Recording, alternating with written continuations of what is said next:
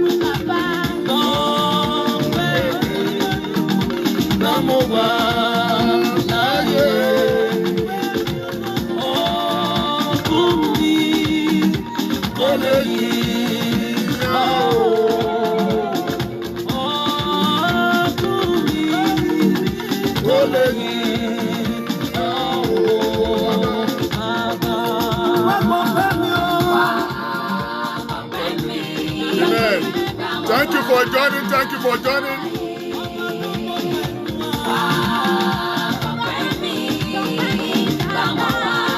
Thank you for joining. Thank you for joining.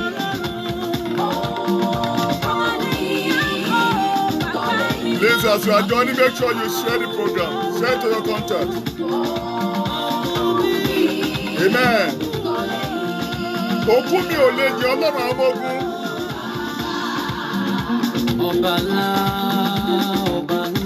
Oh my God. Thank you for joining the program. Please share the program. Ayinke Olateju, thank you.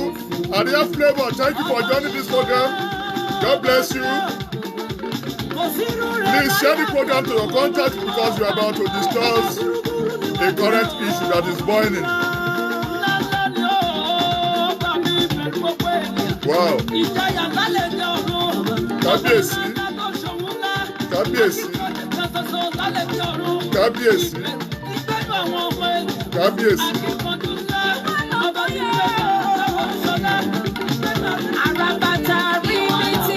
God bless you.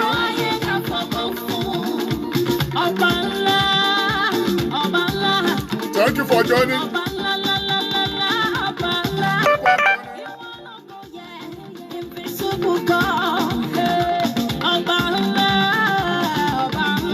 Adémúyìwá Olúsọ̀yà, God bless you for joining this program. God bless you for joining.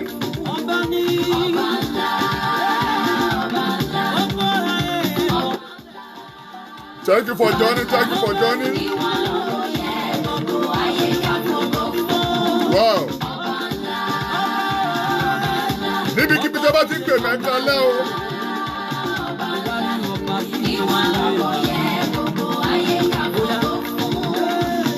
Akúmúléwá Olúwatáyọ̀ Ayọ̀délé, thank you for joining.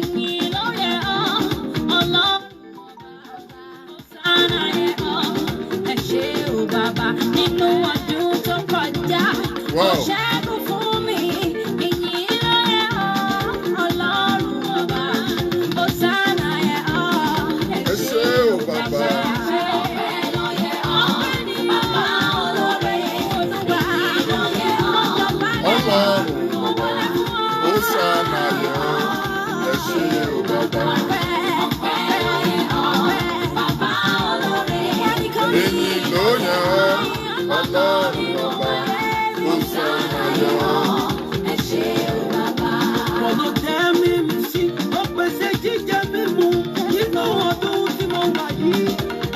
God bless you. God bless you as you join the program.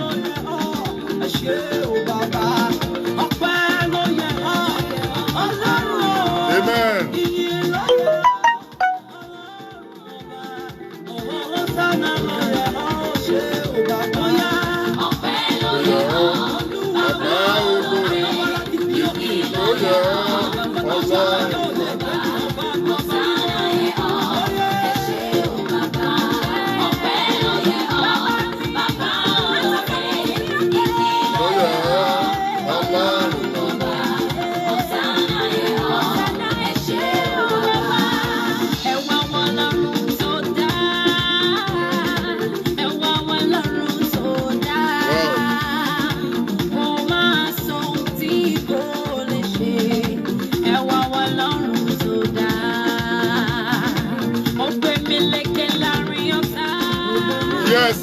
Yes, ẹ kálẹ́ o. Ẹ kálẹ́ o, ẹ kú iṣẹ́ Olúwa. Ẹ kú ọjọ́ mẹ́ta. Felix Iyere, thank you for joining this program. Samuel Animashaun, Ogosioni Bowe, Ogosioni Aladra, thank you every one of you for joining this program. God bless you.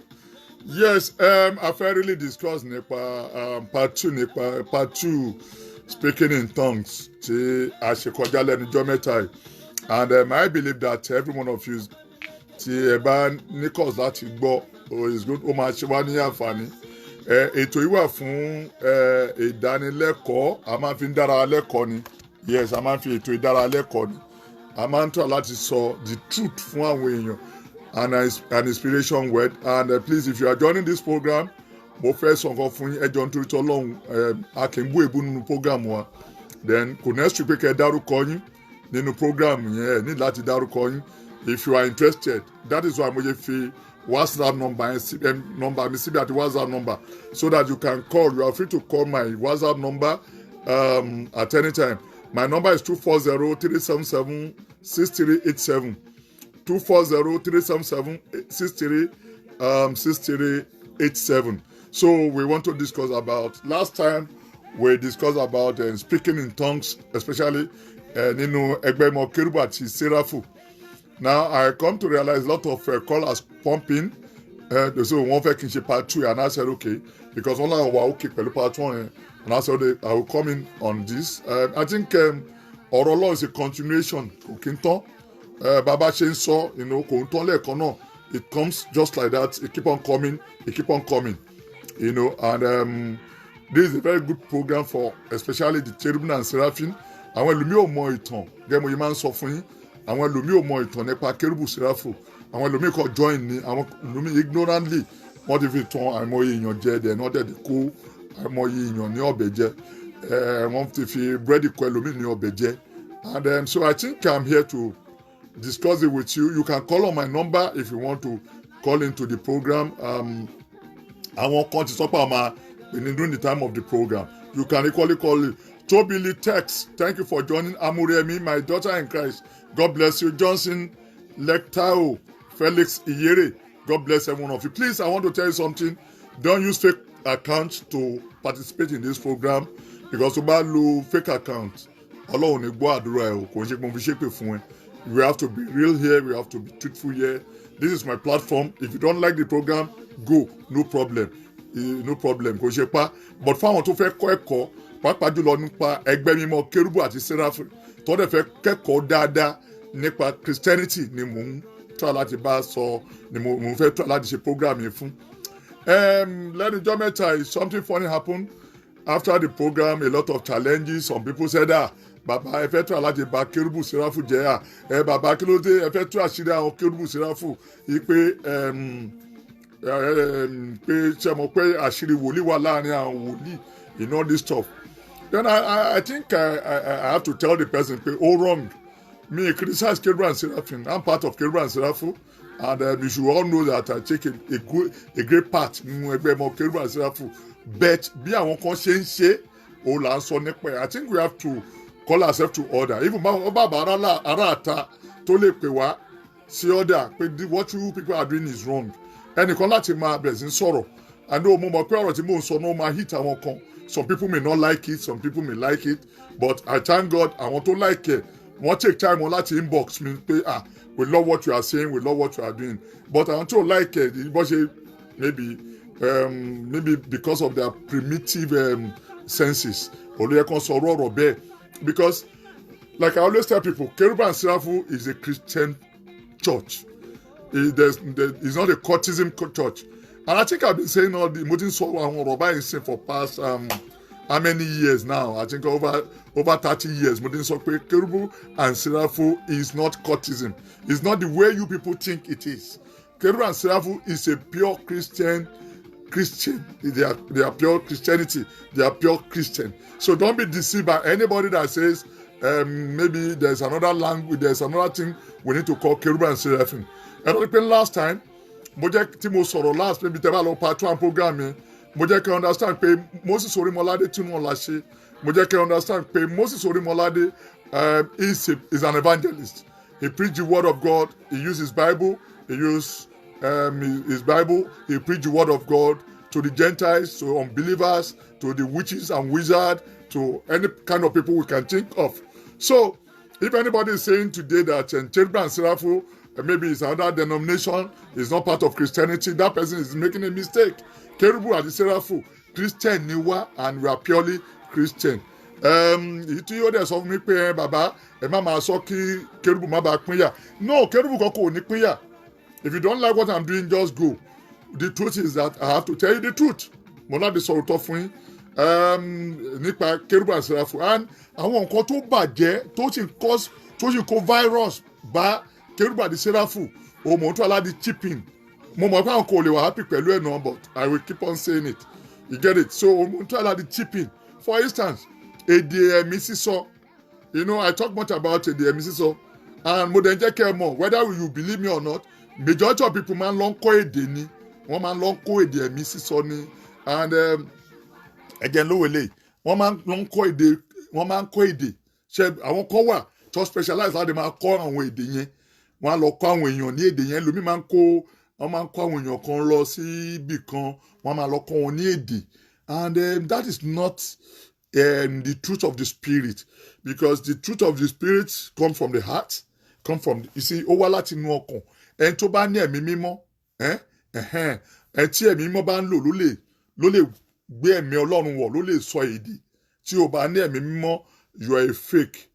Tó bá yẹ kó lọ kọ́ èdè ni o wá ń sọ, tó bá ń gbọ́ ń sìn, fake person ni ẹ́, you are a fake person. Èdè Ọlọ́run, èdè àìmọ̀ ní Bíbélì pé èdè ẹ̀mí ni. Tí like tẹ́ bá wò ìjọ Kerubu and Serafu, ìjọ ẹ̀mí ni, are you with me? Ìjọ Kerubu, okay, ó dà pé ẹnìkan mo rí message yẹn, but maybe as time goes on we'll be able to talk more about it. So Kerubu and Serafu, èdè ẹ̀mí ni, ṣẹ̀dá àtàjẹ́ ọmọ mímọ́ Kerubu Serafu, ẹlẹ́mìí ni wá, praise the Lord, kí mo pè wá, ẹlẹ́mìí ni wá. So issue of Kerubu and Serafu pé bóyá tàbá wá pera ní ẹlẹ́mìí, we need to understand what it takes láti jẹ́ ẹ̀mí yẹn. Kò yẹ ká máa deceive àwọn èèyàn, ká máa deceive àwọn èèyàn lórí èdè. Mò ń tọ́ aláàdì sọ mi mọ̀ bóyá mo lè fi yẹn ṣẹ̀yìn, but kò sí wàhálà. So I think we have to start telling ourselves the truth and nothing but the truth. You see, when we keep on telling ourselves the truth, àwọn kan máa embrace it. Àwọn kan máa embrace it.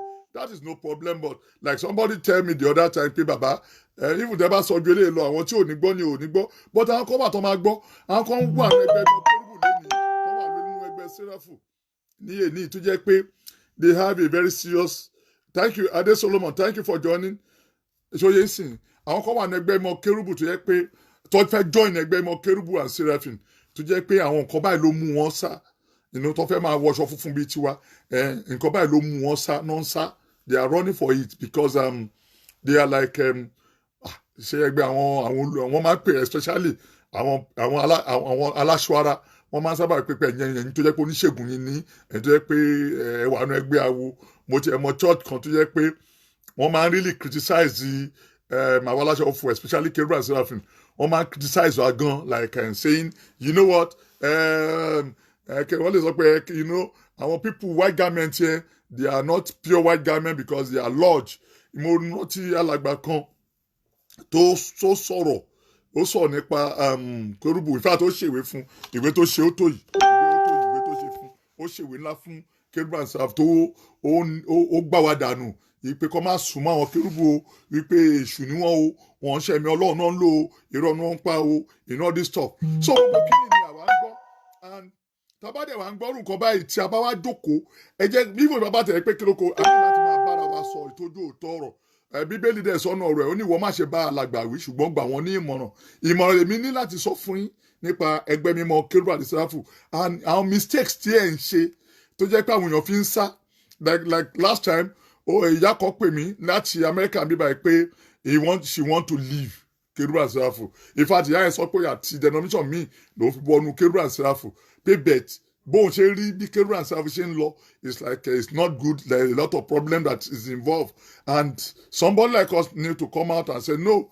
we have to talk about it because the more gbogbo denomination ló ń wá èrò sí ọ̀dọ̀ ara wọn gbogbo denomination ló ń wá èrò sí ọ̀dọ̀ ara wọn kò jẹ́ ká máa dín ní ó yẹ ká máa lé sí ni ó yẹ ká máa lé sí ni and kérúbù séráfù like I said earlier kérúbù and séráfù ìjọ mímọ́ ni tí ó jáde látọwọ́ bàbá Mósè Orímọládé tí wọ́n la ṣe then mo fi pé mi ní láti sọ fún yín mọ́ wípé bàbá Mósè is a Christian and he died as a Christian yeah àwọn kan raise issue kan wípé ṣe mo rántí pé eternal sacred order of kérúbù and séráfù there is no word called church there but bàbá Mósè Orímọládé tí mo mọ̀ tí bàbá Mósè ṣe ni wípé bàbá Mósè bàbá Mósè ṣe ni pé bàbá Mósè lo bíbélì wọ́n dẹ̀ preach the word everywhere tó bá lọ wọ́n máa ń preach the word ni wọ́n máa ń sọ̀rọ̀ nípa ọ̀rọ̀ Ọlọ́run wọ́n dẹ̀ máa ń lo psalm láti ya omi sí mímọ́ fún àwọn èèyàn then wọ́n dẹ̀ máa ń gbé ọwọ́ lé àwọn èèyàn lórí gẹ́gẹ́ bí ẹ̀mí Ọlọ́run ti ṣe máa ń sọ fún wọn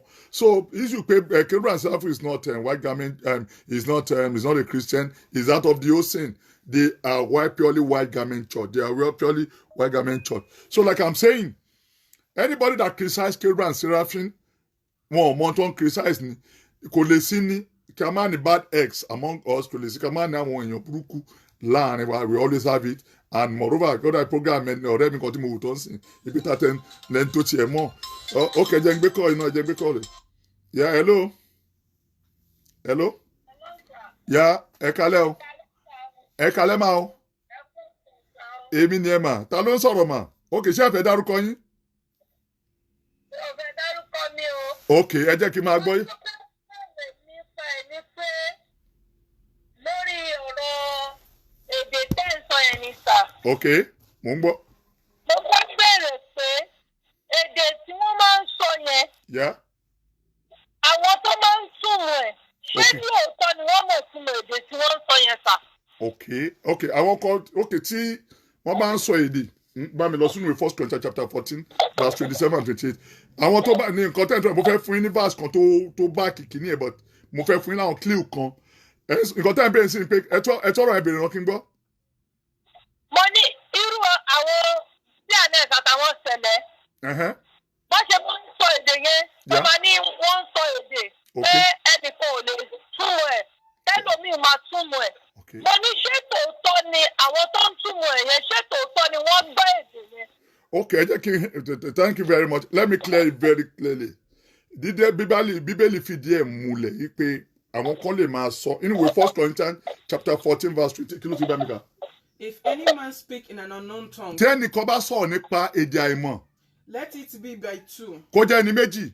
Or at the most by 3. Tàbí kó jẹ́ ẹni mẹ́ta. And that by course and let one interpret. Kẹ́nìkan túmọ̀ ẹ̀. But if there is no interpreter... That is 1 Corinthians chapter 14 verse 27. But let me help you in this. Sherry, genuinely and truthfully, Ọlọ́run fáwọn kan ní ẹ̀bùn ìgbọ́ èdè. Ó wà níwèé 1 Corinthians chapter, ẹ tún lè lọ sínú 1 Corinthians chapter 12. Àfáwọn kan ní ẹ̀bùn ìmọ̀ èdè ní títú. Àfáwọn kan ní ẹ̀bùn ìgbọ́ èdè láti túmọ̀ èdè. It's not a crime. But in tó wà bẹ́ẹ̀ ni pé majority of it these days irọ́ ló pọ̀ jù ń bẹ̀. You get what I'm saying? Majority of it nísìn irọ́ ló pọ̀ jù ìṣe bí pé káwọn kan design ẹ̀ because kó tó dípò lè túmọ̀ èdè ẹ tó fẹ́ túmọ̀ ẹ̀ yìí ẹ̀mí mọ́ gbọ́dọ̀ wà lára ẹ̀ ó gbọ́dọ̀ wà highly in spirit Overall, very highly in spirit. Then when you are highly in spirit, then ẹ̀mí mọ́ yẹn á máa ṣiṣẹ́. You get what I'm saying? Ẹ̀mí á máa ṣiṣẹ́ gan. Then tí ẹni bá ń sọ èdè bá ń sọ, inú ẹ̀mí lòun náà ti máa sọ̀rọ̀ jáde. But kò ń ṣe tó lọ mutí yóǹbì kan, kò ń ṣe tó lọ fagbó, kò ń ṣe tó lọ sọ tó lọ ṣe àmọ́ra, kò ń ṣe tó lọ bọ́ síbì kan tó ti maybe o ṣe kúrò lábẹ́ obìnrin, àbò obìnrin kan tó ń sọ̀rọ̀ gan, mo ṣe ti lọ ṣàgbèrè, àbò ti lọ àwọn ọ̀wà kan.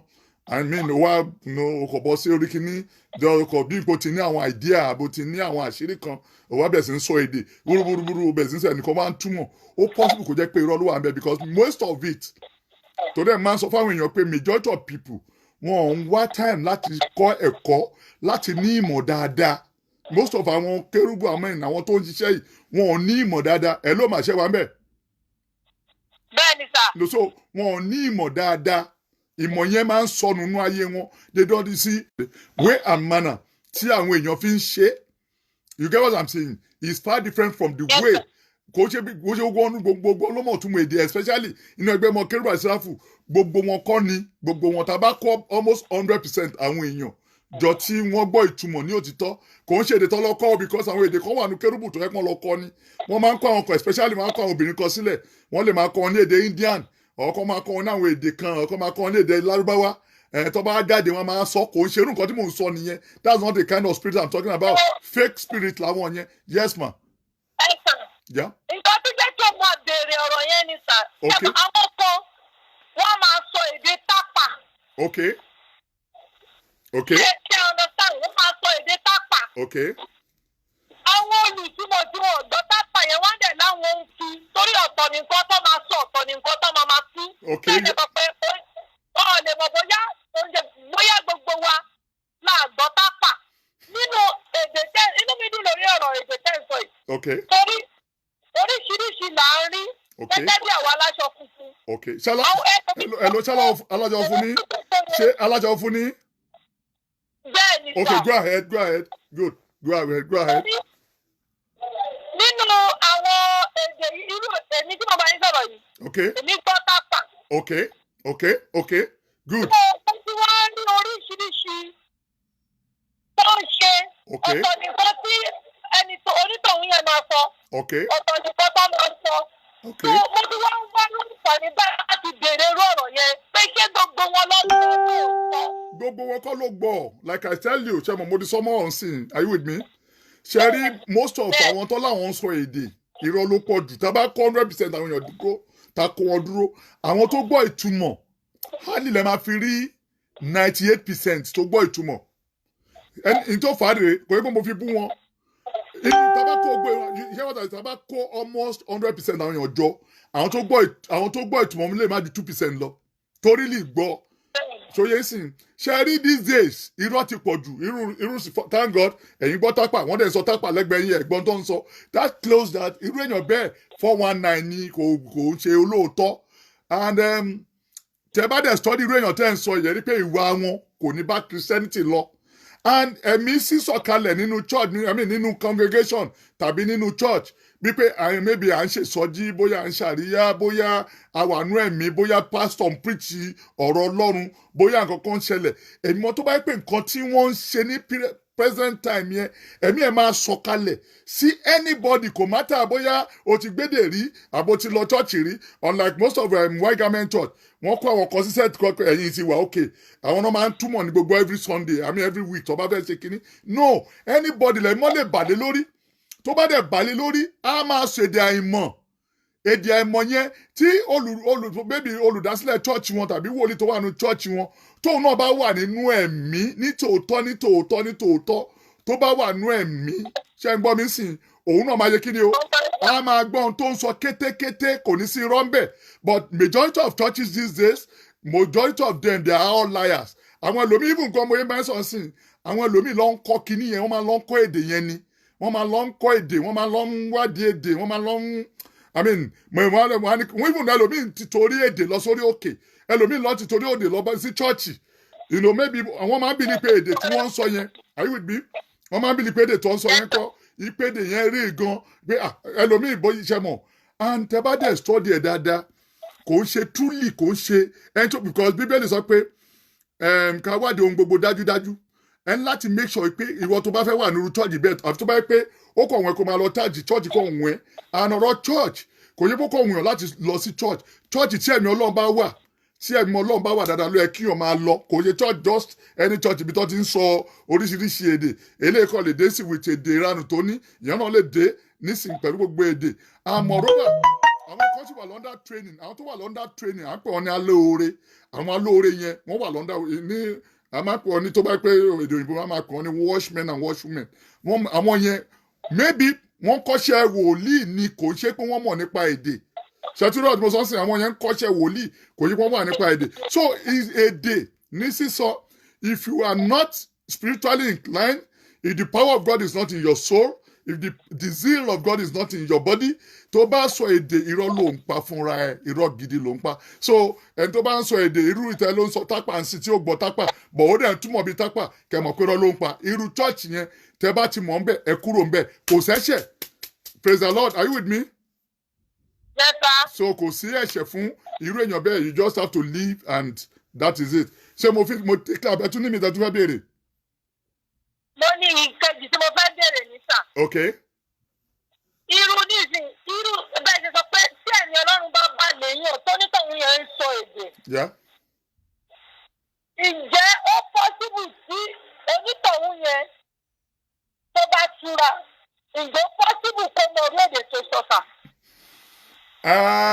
Ṣe rí èdè àìmọ̀ là ń pè unknowing tongue èdè àìmọ̀ ni tó bá di sọ̀rọ̀ tán tó bá ti tẹ́lẹ̀ ẹ̀mí Ọlọ́run bá lò ẹ̀mí Ọlọ́run lè tó bá lò tán ẹ̀mí Ọlọ́run yẹn máa lò tán ṣóyè sì tó bá lò tán yẹn kò lè mọ tó ń ṣe mọ́ ó kàn máa mọ̀ pé kí ló ṣẹlẹ̀ wọ́n á ní ìwọ màá ló ń sọ báyìí even gan ẹlòmíì tẹ́mi Ọlọ́run bá alágbèrè tó ń ṣàgbèrè gan tẹ́mi Ọlọ́run bá bàlẹ̀ lórí lẹ́sẹ̀ kan náà tẹ́mi Ọlọ́run bá wọnú ara ẹ̀ lẹ́sẹ̀ kan náà a máa sọ ibi tó ti lọ ṣàgbèrè a máa sọ kétékété gbogbo tó lọ ṣe yẹn because mo máa ń sọ kí ni kan ẹ̀mí Ọlọ́run ò sí níbi rúdurùdu so don't be deceived bóyá mi kàn ń lò mí ẹ̀mí kan it's a lie you have to put yourself in spirit iṣẹ́ ẹ ìwàsí ẹ níwájú ìtẹ́ Ọlọ́run lọ́lọ́ máa fi ń fa àmọ́yàn torí tẹ bá wọnúwe ìfihàn orí 4 kọ́nùfàṣọ ní mímọ́ mímọ́ mímọ́ Olúwa Ọlọ́run Elédùmarè tó ti wà tó sì ń bẹ tó sì ń bọ̀ wá ṣẹ́rí mímọ́ mímọ́ mímọ́ Olúwa Ọlọ́run Elédùmarè tó ti wà tó sì ń bẹ tó sì ń bọ̀ wá which means our God is pure our God is holy kò sí àbàwọ́n ní ọ̀rọ̀ Ọlọ́run kò sí tí ẹ̀mí ò bá ti mọ́ tó bá lọ put rẹ sínú ẹ̀ tẹ́mi ò bá ti dúró tó bá lọ gbé rẹ sínú ẹ̀ then you are in soup so and kíní yẹn wáyé tí mo ṣe máa issue tí mo ṣe máa hit èdè sísọ láàrin àwọn kérúbù ni pé ó yàtọ̀ sí bí the rest of the churches ṣe ń apply yẹ tó bá lẹ́mìí mọ́ kò ṣe pé kò kọ̀ bọ́ sínú church kò gbàdúrà mi kò you must allow the Holy Spirit to take over your soul. When you allow the Holy Spirit to take over your soul, then the Spirit of God will now descend in you. That's how things work. Because let me tell you, kò sí àìmọ́ nínú ọ̀rọ̀ Ọlọ́run mímọ́ ni. So ẹ tí ó sọ̀rọ̀ tó ń sìn ẹ tó tí Ọlọ́run ẹ̀mí Ọlọ́run lò tó fi ń sọ genuinely that person tó bá lè kúrò nínú kinní yẹn kò lè mọ́ don't be deceived kò lè mọ́ kó ń sọ. Then a dẹ̀ fún àwọn kan ní ẹ̀bùn tó yẹ pé tó bá sọ tán á tún mọ ohun tó ń sọ. Ó ti yẹn sìn tó bá sọ tán á tún mọ ohun tó ń sọ tó bá ti sọ tán báyìí á tún wọ́n ti gbà nǹkan tí mo dẹ̀ ń sọ yìí a máa sọ nínú ẹ̀rìn bọ̀ tó bá tí Ọlọ́run bá ti lò tán tẹ́ẹ̀mọ́ yẹn bá ti lò tán ó máa filẹ̀ ó dàbí kí áńgẹ́lì wọ̀yàn lára ni tí ó bá dẹ̀ ti fẹ́ wọ̀yàn lára gbogbo orun orí yàn gbogbo ara rí a máa ṣe yiri bí ẹni pé electric ń shock èèyàn so yẹn sì tó bá ti wá wọnú ara yẹn tó kàn máa hit sínú ara yẹn ni then òun tó wọn abẹ́ sí ń sọ. Nǹkan tí mo fẹ́ béèrè nìyẹn Ọlọ́run máa ṣàgbára yín dọ̀tún. Àmì ẹlẹ́fẹ̀ẹ́ sọrúkọ yín kí ló dé. Ẹ má wọrí dà. Okay, ẹ ṣe. Now you can call on the program. Ẹ̀yin náà lè pèsè inú program yìí. I think we are kọ́ra ní ẹ̀kọ́ nípa bí ẹ̀mí ẹgbẹ́ mọ kérúbù and sẹ́ráfù. Then the fake you people need to know that there's still a fake among kids, but the truth now actually come on. Yes, Julius Olagoroye, God, thank you for joining Lanre Owolana. Princess Omonika Aduni Adeshemoye, ìyá mi tó nífẹ̀ẹ́ mi, God bless you. Then Princess Joxibi, Mama mi tó wà ní Texas, I think Texas, yes, I could remember that. God bless everyone also as you are watching this program. The number you can call on this program is 240-377-6387. Fẹ́ǹtẹ̀ wà l'Amẹ́ríkà mi báyìí. But ẹni tó bá wà lásán l'Amẹ́ríkà ẹ pè sí látòrí WhatsApp. Ó wà lórí WhatsApp, ẹ lè pè sórí WhatsApp 240-377-6387. You can call on that program because we are treating speaking in tongues. Nínú ẹgbẹ́ mọ Kérúbù and Séráfù. Ṣé rí tẹ bá ti mọ àwọn tó máa ń lọ ń kọ, tẹ bá ti mọ̀ wọ́n, ẹ má close mọ́ wọn. Eléyìí ò ṣe pé bóyá mo fi ń bá àwọn kan jẹ́. Tẹ bá mọ̀ pé lágbájá yìí, ó máa lọ ń kọ́ àwọn kan ní ẹ̀kọ́, kó máa fi èdè fọ̀, kó máa tú oríṣiríṣi èdè. Tẹ bá ti mọ̀ wọ́n, fake ni wọ́n, ẹ má kọ wọn. Ẹ̀mí mọ́ Ọlọ́run kò ń ṣe, ó dìgbà tó bá kọ, you don't need it. It come on its own. Tẹ́ bá lọ bá mi lọ kọ̀wé First Corinthians, bá mi lọ kàwé Act of Apostle, bá mi kàwé Act of Apostle chapter 2 verse 4. Bá mi sáré kà Act of Apostle chapter 2 verse 4. Ẹ jẹ́ tó bá fẹ́ràn mi ẹ lè bá mi kọ sórí, ẹ máa bá mi kọ sórí kìíní yẹn. Act of Apostle chapter 2 verse 4. Ó ní ìgbà tí àwọn ọmọ Ọlọ́run wà ní ẹ̀mí kan, oníkálùkù sì bẹ̀rẹ̀ sí ń fi èdè. Ẹ máa gbọ́ mi, ìgbà táwọn ọmọ Ọlọ́run wà ní ẹ̀mí kan, just one ẹ̀mí kan, oníkálùkù bẹ̀rẹ̀ sí ń fi èdè rẹ̀ fọ̀. Oníkálùkù bẹ̀rẹ̀ sí ń fi èdè fọ̀. Yes, mo fẹ́ gbọ́. And they were all filled with the Holy They Ghost. were all filled with the Holy Spirit. And began to speak with other tongues. We began to speak with what? Other tongues. Ẹ̀mọ́ yẹn bà lé wọn lórí. Ẹ̀mọ́ yẹn bà lé wọn lórí. Look, tí ẹ̀mọ́ bá bà ẹ́ lé lórí, tó bá bà lé lórí, tí ẹ̀mọ́ yẹn bá wọnú ara ẹ lọ. Now, the next thing you do, you just find out that before you know it, wàá kọ́ rí pé ẹ̀mọ́ ẹ̀kọ́ bẹ̀ sí, wàá kọ́ rí pé wàá máa sọ, oníkálùkù wàá kọ́ máa sọ kíní yẹn, ìwọ́gò ò ní gbédè, like ìyá tó sọ ọ̀tọ̀ ń sìn, ó lè sọ tápà, ó lè sọ ègùn, ó lè sọ Ìgbò, ó lè sọ Hausa, ó lè sọ English, ó lè sọ Arabic, ó lè sọ what is name, Hebrew, ó lè sọ Latin, ó lè sọ Roman, anything ó lè sọ. But àwọn kan láti gbọ́, even tó bá wà ní church ò bá mọ̀, ó gbọ́dọ̀ wà nínú ẹ̀mí ẹ̀ gbọ́dọ̀ wà nínú òun náà. And that is why I always tell people, tó bá lọ sí church, praise the Lord, if you go to church, make sure pé ìjọ ẹ̀mí ló ń lọ, ìjọ ẹ̀mí ní òtítọ́ àti ní òdodo, praise the Lord. Tó bá lọ sí ìjọ ẹ̀mí ní òtítọ́ àti ní òdodo, that is how to get it right. Ẹ má wà deceived by all these folks, all these so-called churches tó jẹ́ pé irọ́ náà ń pa. Like also pé èèyàn wà nínú ẹ̀mí o, and moreover gbogbo ìgbà àwọn kan gbàgbọ́ pé ìpàtẹ́wọ́ yẹn ni ẹ̀mí fi ń sọ̀kalẹ̀. No, tí Holy Spirit ò bá sínú church yẹn, don't be deceived. Tí Holy Spirit ẹ̀mí Ọlọ́run ò bá sínú church yẹn, ẹ̀mí kankan ò ní sọ̀kalẹ̀. Don't be deceived o. Don't be deceived. Ẹ bá pàtẹ́wọ́ látàárọ̀ ọ̀dọ́lá, tòótọ́ bàbá Mósè Orímọládé ló fún wa ní àtẹ́wọ́ láti máa panu ẹgbẹ́ mọ́ ká máa pàtẹ́wọ́ láti máa fi mú núra wa dùn. But the truth about it is that see, your spirit is not working. The Holy Spirit is not in your body. Your soul has nothing to say. O kò lọ sí church, maybe a pastor tó ń preach nípa ìgbà tó ń wà nílùú kan, bàtà tó wà lẹ́sẹ̀ òun is about £200 or $200. Suit tó ń fi sọ́rùn is about suit tó ń wọ̀ yìí is about $1,000. Necklace tó ń lò, chain tó ń lò sọ́rùn is about 1,000. Pé gbogbo outfit tí pastor bá dìbẹ̀ sí sọ pé gbogbo outfit tó ń lò tó wà lára òun tó ń fi ṣe kínní yìí, outfit yẹn ipe is about almost $4,000. Such church is not a good church. I will tell you the truth. No matter what the man says, look, it's a spirit of pride.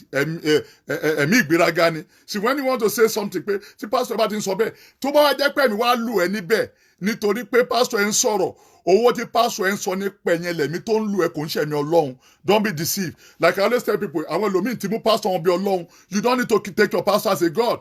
Ẹni láti máa checkmate pastor yín, ẹni láti máa mọ̀ pé nǹkan tí máa ń sọ ṣé tòótọ́ ni, àbírọ́ ló ń pa, àbókọ̀ ń sọ̀rọ̀, àbí you just feel like saying something. No, you know, àbókọ̀ wish láti jáde láti kọ̀ sọ̀rọ̀. No, ẹni láti máa look, you make your pastor accountable for anything. Always make your pastor accountable for anything, because you're going to church. Only wípé for you going to church is because you want to learn, you want to know much about God, you want to be more closer to God, you want the Holy Spirit to be part of your soul, you want your body to fill with the blood of Jesus Christ. Tí ó bá ti wá yàtọ̀ sí yẹn, tí pastor bá ti bẹ̀rẹ̀ sí ń preach fún ẹ, ipe bàtà tó wà lẹ́sẹ̀ ń is about £1,000. Kíní kan tó wà ní ọrùn ń is about so $1,000. Then you are worshiping that pastor. And you keep on going to that kind of church, you are worshiping that pastor, you are not worshiping God. And láti mọ̀ ẹ́ sórí dáadáa. Because that is why I said this program is basically for àwọn tí wọ́n fẹ́ mọ Ọlọ́run ní òtítọ́ àti ní òdodo. Because it's not just I'm coming out to pray. It's not about ó ń bọ̀ wá gbàdúrà ni ó fẹ́ wá gbàdúrà ni. No, I'm not coming out to pray. I'm coming out to tell you the truth and nothing but the truth. Praise the Lord. So like I said, if you are not in spirit, if the Spirit of God is not in you, there's nothing you can do. Ẹ̀mọ́ Ọlọ́run yẹn gbọ́dọ̀ wà nù ayé ẹ dáadáa. Ẹ̀mọ́ yẹn gbọ́dọ̀ wà nù ayé ẹ. You get what I'm saying? Then the Holy Spirit will now descend in you. Praise the Lord. Praise the living Jesus. So kí mo sọ fún yín ni pé à ń treat nípa bí ẹ̀mí mọ́ ṣe ń operate genuinely, because CNS, whether we like it or not, we are Christian. And àwọn kọ̀ọ̀kan dẹ̀ gbọ́dọ̀ wà tó yẹ pé a gbọ́dọ̀ wò as a Christian. A gbọ́dọ̀ wò nú ẹ̀, a gbọ́dọ̀ wò deep. It's not just you just want to talk. It's not just you just want to talk something. No, we have to look into it deeply now, because you see, and another thing tó yẹ kí irú mi máa sọ̀rọ̀ nípa ọ̀rọ̀ yìí ni pé I come to realize something pé kíní ó ti di virus, especially in CNS, ó ti di virus home and abroad everywhere ní kíní ti ń ṣẹlẹ̀. It has become a virus. Some people have taken it upon themselves láti máa stupidize àwọn èèyàn, láti máa stupidize àwọn èèyàn, and which is not good. You get what I mean? It is not good. So that is why I said, look, the way of God is different from the way of mankind. Bí Ọlọ́run ṣe ń wò kọ́ làwọn èèyàn ṣe ń rò. Bí Ọlọ́run dẹ̀ bí ìmọ̀ ṣe ń sọ̀kalẹ̀ bẹ́ẹ̀ kọ́ ni àwọn èèyàn ṣe ń sọ̀kalẹ̀. Bá mi sáré lọ sínú ìwé 1 Corinthians chapter 14. 1 Corinthians chapter 14.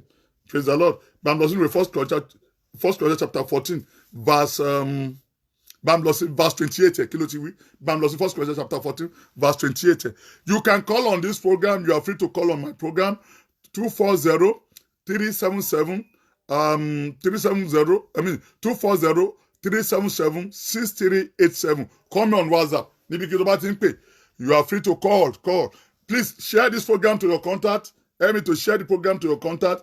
God bless you as you share. Share the program to your contact, and God bless you. Yes, Mungbo. Okay. If there be no interpreter, Tí kò bá sí olùtúmọ̀, let him keep silent in the church. Praise the Lord. Look, èdè sísọ tí o bá ti wà nú ẹ̀mí Ọlọ́run. Praise the Lord. Tó bá ti wà nú ẹ̀mí. Mo tí ẹnìkan débẹ̀ tó lóun kàn fẹ́ máa túmọ̀ èdè. Ẹ sọ fún tán kó dákẹ́ ẹnu ẹ̀. Kó ṣe kí ni o? Kó dákẹ́ ẹnu ẹ̀. Èdè sísọ kò ń ṣe nǹkan, ipa kọ́ ní ká ṣèdè. Mo máa ń sọ kan fún yín, praise the Lord. Mo máa ń sọ àwọn ọ̀rọ̀ kan fún yín tí mo fẹ́ kí gbogbo yín mọ̀. Ipa kọ́ ni pé kí ẹ máa sọ èdè. Kò ń ṣe gbogbo ọ̀dẹ̀ ló ní ẹ̀bùn. Ẹ ṣe mọ̀ tẹ́ bá lọ wọnú ìwé 1 Corinthians chapter, bá mi lọ sínú ìwé 1 Corinthians chapter verse 12, 1 Corinthians chapter 12. Kò gbọ́ nǹkan tó sọ bẹ́ẹ̀. Kò bá mi lọ sí verse bẹ̀ látòrí 9. 1 Corinthians chapter 12 start from 9. Kò gbọ́ nǹkan tí yẹn sọ bẹ́ẹ̀. Kí ló wí? To another faith by the same Spirit. Bàbẹ̀rẹ̀ látòrí 8. Kí ló ti bàbẹ̀rẹ̀ láti 7.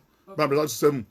But the manifestation of the Spirit is given to every man to profit withdraw. Ẹ máa gbọ́ mi, wọ́n ní wọ́n fún oníkálùkù ní ẹ̀bùn. A fún oníkálùkù ní ẹ̀bùn. A fún oníkálùkù ní ẹ̀bùn láti fi jèrè.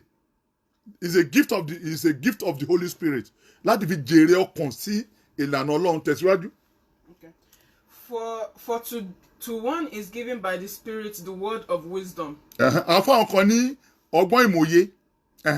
To another the word of knowledge. A fún àwọn kan ní ìmọ̀. By the same Spirit. Ẹ̀mí kan náà dẹ̀ ni. To another faith by the same Spirit. A fún àwọn kan ní ẹ̀mí ìgbàgbọ́. Ẹ̀mí kan náà ni.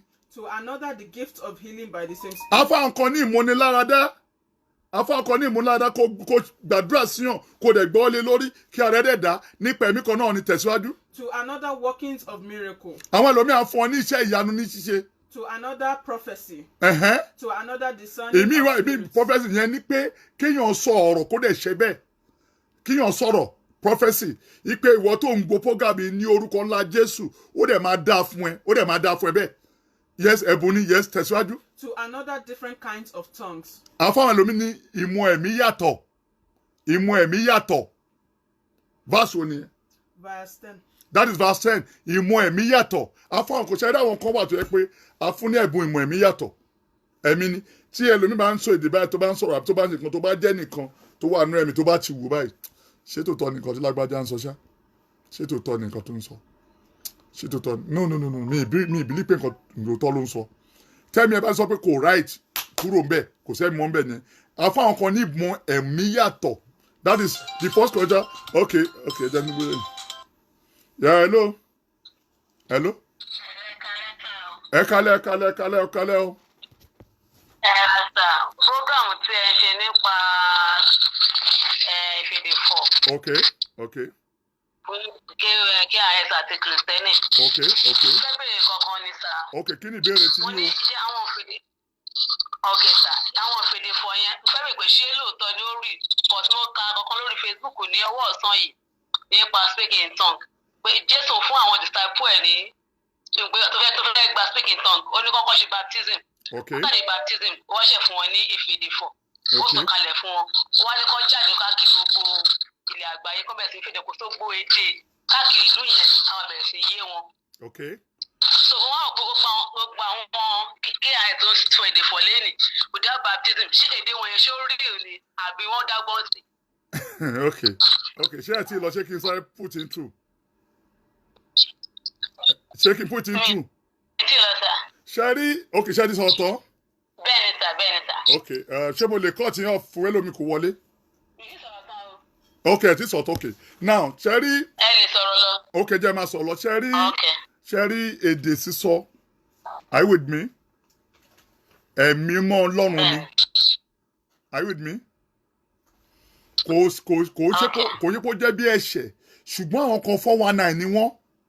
Àwọn kan wà wọn ò dúró láti gbẹ̀kọ́ yẹn dáadáa because gbogbo churches ló ní doctrine wọn àná ní way tí wọ́n fi ń ṣe nǹkan.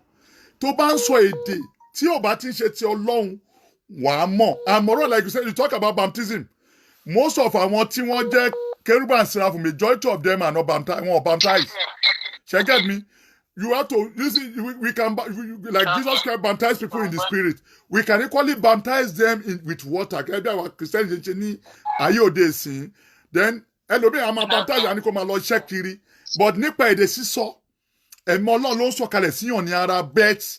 Majority of it is fake. Àwọn tó ń sábà àwọn majority of them fake ni wọ́n. And moreover, how do you know? Wọ́n ní Bíbélì sọ pé nípa ìrìn wọn la ó fi mọ̀ wọ́n, nípa ìṣe wọn la ó fi dá wọn lẹ́jọ́.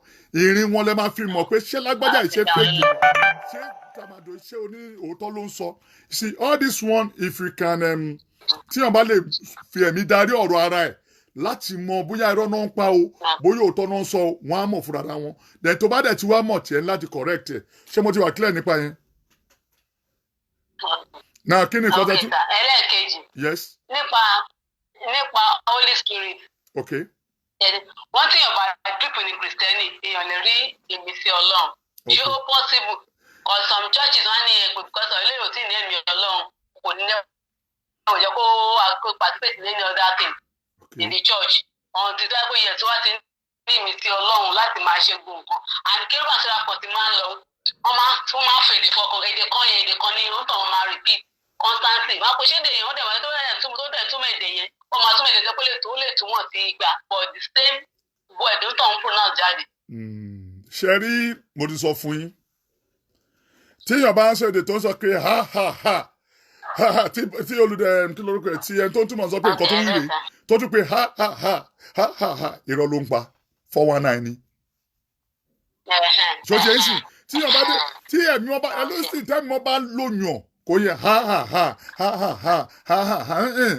ṣé ẹ̀ bá ń lóyún kò yẹ ha èdè ni ó máa sọ̀kalẹ̀ ẹni tó ń túmọ̀ ó gbọ́dọ̀ wà nú ẹ̀mí pẹ̀lú ẹ̀ tí ó bá dẹ̀sẹ̀ tó ń túmọ̀ ẹ láti gbàdúrà fún pé à ń pa àwọn àgbà mẹ́rin kó yí ká àwọn àgbà mẹ́rin tàdé ń sọ pẹ̀ yìí àwọn tó jẹ́ pé ẹ̀mí Ọlọ́run wà lára wọn ni o kò ṣe tó lọ mu tíyó kò ṣe tó mu pàrágà kò ṣe tó lọ mu kí lórúkọ ẹ̀ kò ṣe tó lọ fa sìgá You get what I'm saying? So ìyẹn kọ́ ni mo sọ àwọn tí mò ń sọ nípa ẹ̀ àwọn tó yẹ pé tí ẹ̀mí yẹn bá ń lò tí ó bá ń lòyàn ẹgẹ́tẹ̀ sìn tí ẹ̀mí yẹn bá ń lò tẹ́mi mọ́ ẹ̀ tó yẹ pé tí ẹ̀mí yẹn bá sọ̀kalẹ̀ sí ọ̀nà lára òun gan mọ̀ a máa sọ nǹkan wà tó máa tú tí kò bá sẹ́ni tó máa tú a máa gbàdúrà fún wípé kó máa sọ kí gbogbo èèyàn lè máa gbọ́ and the best one ni pé kán sọ kán gbọ́ is the best but tó ń tọ́ ọba tí ì lè sọ kọ́ ní kó tú lára there is no crime wọ́n lè tú lára then irú ọ̀rọ̀ kejì tẹ́kọ́ bẹ́ẹ̀ lẹ́kọ̀ọ́ pé tẹni wípé ṣé tí ọba kọ́kọ́ wọ chọ́ọ̀chì ni no ẹ lè wọ chọ́ọ̀chì lẹ́ni èmi tí mo bá ń sọ̀rọ̀ yìí ṣé ń gbọ́ mi ìjọ tí mo tẹ church ìjọ yẹn ni mo lò mí ìjọ yẹn mo gun orí òkè 41 days ìjọ tí mo wọ church gangan ìjọ mo wọ church gangan ni mo lẹ̀mí lò mí so issue pé bóyá tí wọ́n bá wọ church níjọ́ kan ẹ̀mí kan ó máa pẹ́ náà ò ní láti pẹ́ tìyẹ ní pé kò mọ̀ kó pure nu church heart ẹ wà very pure gbogbo nǹkan tó ń ṣe wà very pure o wà ní ẹni tó ń backslide o wà ní ẹni tó ń parọ́ mọ́ èèyàn o sọ̀sọ́kúsọ nípa èèyàn o sọ̀rọ̀ èké sí àwọn èèyàn gbogbo láìfẹ́ ọlọ́run ni wọ́n gbé ọ̀rọ̀ déwájú ẹ̀ wọ́n dẹ̀ rí solution wọ́n gbé ọ̀rọ̀ déwájú ẹ̀ wọ́n dẹ̀ rí nǹkan dẹ̀ ẹ̀mọ́ ọlọ́run máa lò ẹ́ nìyẹn ìgbésẹ̀ ẹ̀mọ́ ọlọ́run máa lò ẹ́ nìyẹn so bí ẹ̀mọ́ ọlọ́run ṣe máa ń lo èèyàn nìyẹn bí ẹ̀mọ́ ọlọ́run ṣe máa ń lo èèyàn nìyẹn àlàáfíà ṣáà ti wà clear lórí yẹn ẹ má bèrè ẹ pé ẹ jẹ́ kí ẹnìkan pè sí ẹ jẹ́ kí ẹni tó ń pè wọlé sí tó bá ti lè pè mo lè ní kẹ́ pè padà ṣẹ́gbọ́ tẹ́ bá ní another question. Praise the Lord. Ìyá tó pè tán sìn, you can call back. Ìwọ ìyá tó pè tán sìn, ẹ lè pè padà. Mo rí miss call ní pẹ̀ǹpẹ̀ but you can call back. You can call back. Okay, mi gan. Okay, fine. Ó ti pè padà. Yeah, hello. Hello, caller. Hello, sir. Ẹ pẹ̀lẹ́. Ẹ káàsán níbí. Ẹ kálẹ́ ní Nàìjíríà lẹ ti ń pè. Bẹ́ẹ̀ni sá o. Okay náà mo fẹ́ gbọ́dọ̀ yín. Yes sir, mo ti try kí mo topic tí adúpẹ́ sá. Kí mo topic tí ẹ hold fún ní alẹ́ mo ti wórí FB mi rí mo tún message ní mo ṣe pé topic wo ni. Àlẹ́kọ̀ọ́ question tá máa béèrè fún sá. Question tá máa béèrè tẹ́ bá béèrè fún náà sọ nípa speaking in tongue bó ṣe máa ń sọ èdè sísọ dẹni tó jẹ́ irọ́ ń bẹ àti tó jẹ́ òótọ́ ń bẹ. Okay sir. So and àwọn èèyàn dẹ̀ ń pè wọlé ni wọ́n fẹ́ gbọ́ wọ́n fẹ́ mọ̀ so ẹ̀ náà tẹ́ bá mọ̀ pé ẹ tí lè clear pẹ̀lú ẹ lè máa go on ẹ lè pè wá padà ọ́ ẹ lè bí pẹ́ẹ́sì tó bá fẹ́ béèrè. Okay sir. Yeah. I'll come back now. Okay, come back. Ẹ máa wo program yẹn lọ. Now ẹ lè pa fóònù yẹn ẹ pa lọ́dọ̀ God bless you. Now you can call on our program. You can call on WhatsApp 240-377-6387. 240-377-6387. You can call on us. We are still on intact. Now we are discussing Ifede 4. Ifede 4 là ń sọ nípa ẹ̀ báyìí. Ifede 4. Yes, adẹ̀wà níwèé ibi tí mo ní kọ́ bá mi kà lẹ́ẹ̀kan. Okay. Yeah, hello. Yeah. Hello. Yes. Hello sir. Hello, yes. Ẹ kálẹ́ sir. Ẹ kálẹ́ o. Mo ń gbọ́ yín. Hello, mo ń gbọ́ sẹ́ ẹ sọ tó fẹ́ sọ. Nípa speaking of tongue issue nípa speaking of tongue issue yẹn. Mo fẹ́ béèrè ni pé báwo la máa ṣe mọ the real speaking of tongue or the fake one. Ṣé mo pé àwọn míì wà kì í ṣe pé bóyá ẹ̀mí ń lò wọ́n àbí kí ní ẹlòmíì bíi kó jẹ́ bíi kéèyàn fẹ́ ṣe àṣẹ àdáṣe kó máa speak in tongue àwa tá a dẹ̀ mọ̀ kankan nípa irú nǹkan bẹ́ẹ̀ yẹn báwo la máa ṣe mọ the real one and the fake one of it. Mo ti sọ fún ilé ẹ̀kan ó kọ̀ dùn pẹ́lẹ́ sí ní program yẹn and the truth is that over 90 out of 100% listen ṣe ń gbọ́ mi ẹ kúrò ní di fóònù yẹn kẹ́ lè gbọ́ mi clearly ẹ kúrò níbi tí mo ti sọ̀rọ̀ yẹn kẹ́ ẹ jẹ́ kí màá ti máa sọ̀rọ̀ báyìí ṣe rí mo sọ kinní kan lẹ́ẹ̀kan mo ní if speaking in tongues ohun tó dálé lórí ẹ̀mọ́ Ọlọ́run ló máa ń bà léèyàn ní ara iṣẹ́ mi ò bá bà ẹni irọ́ ló pọ̀ jù ń bẹ̀ tíyàn kọ́kọ́ dédé ń sọ̀rọ̀ irọ́ ló máa pọ̀ ẹ̀mọ́ Ọlọ́run bá bà lé lára tó bá bà gbàṣẹ lára ń sìn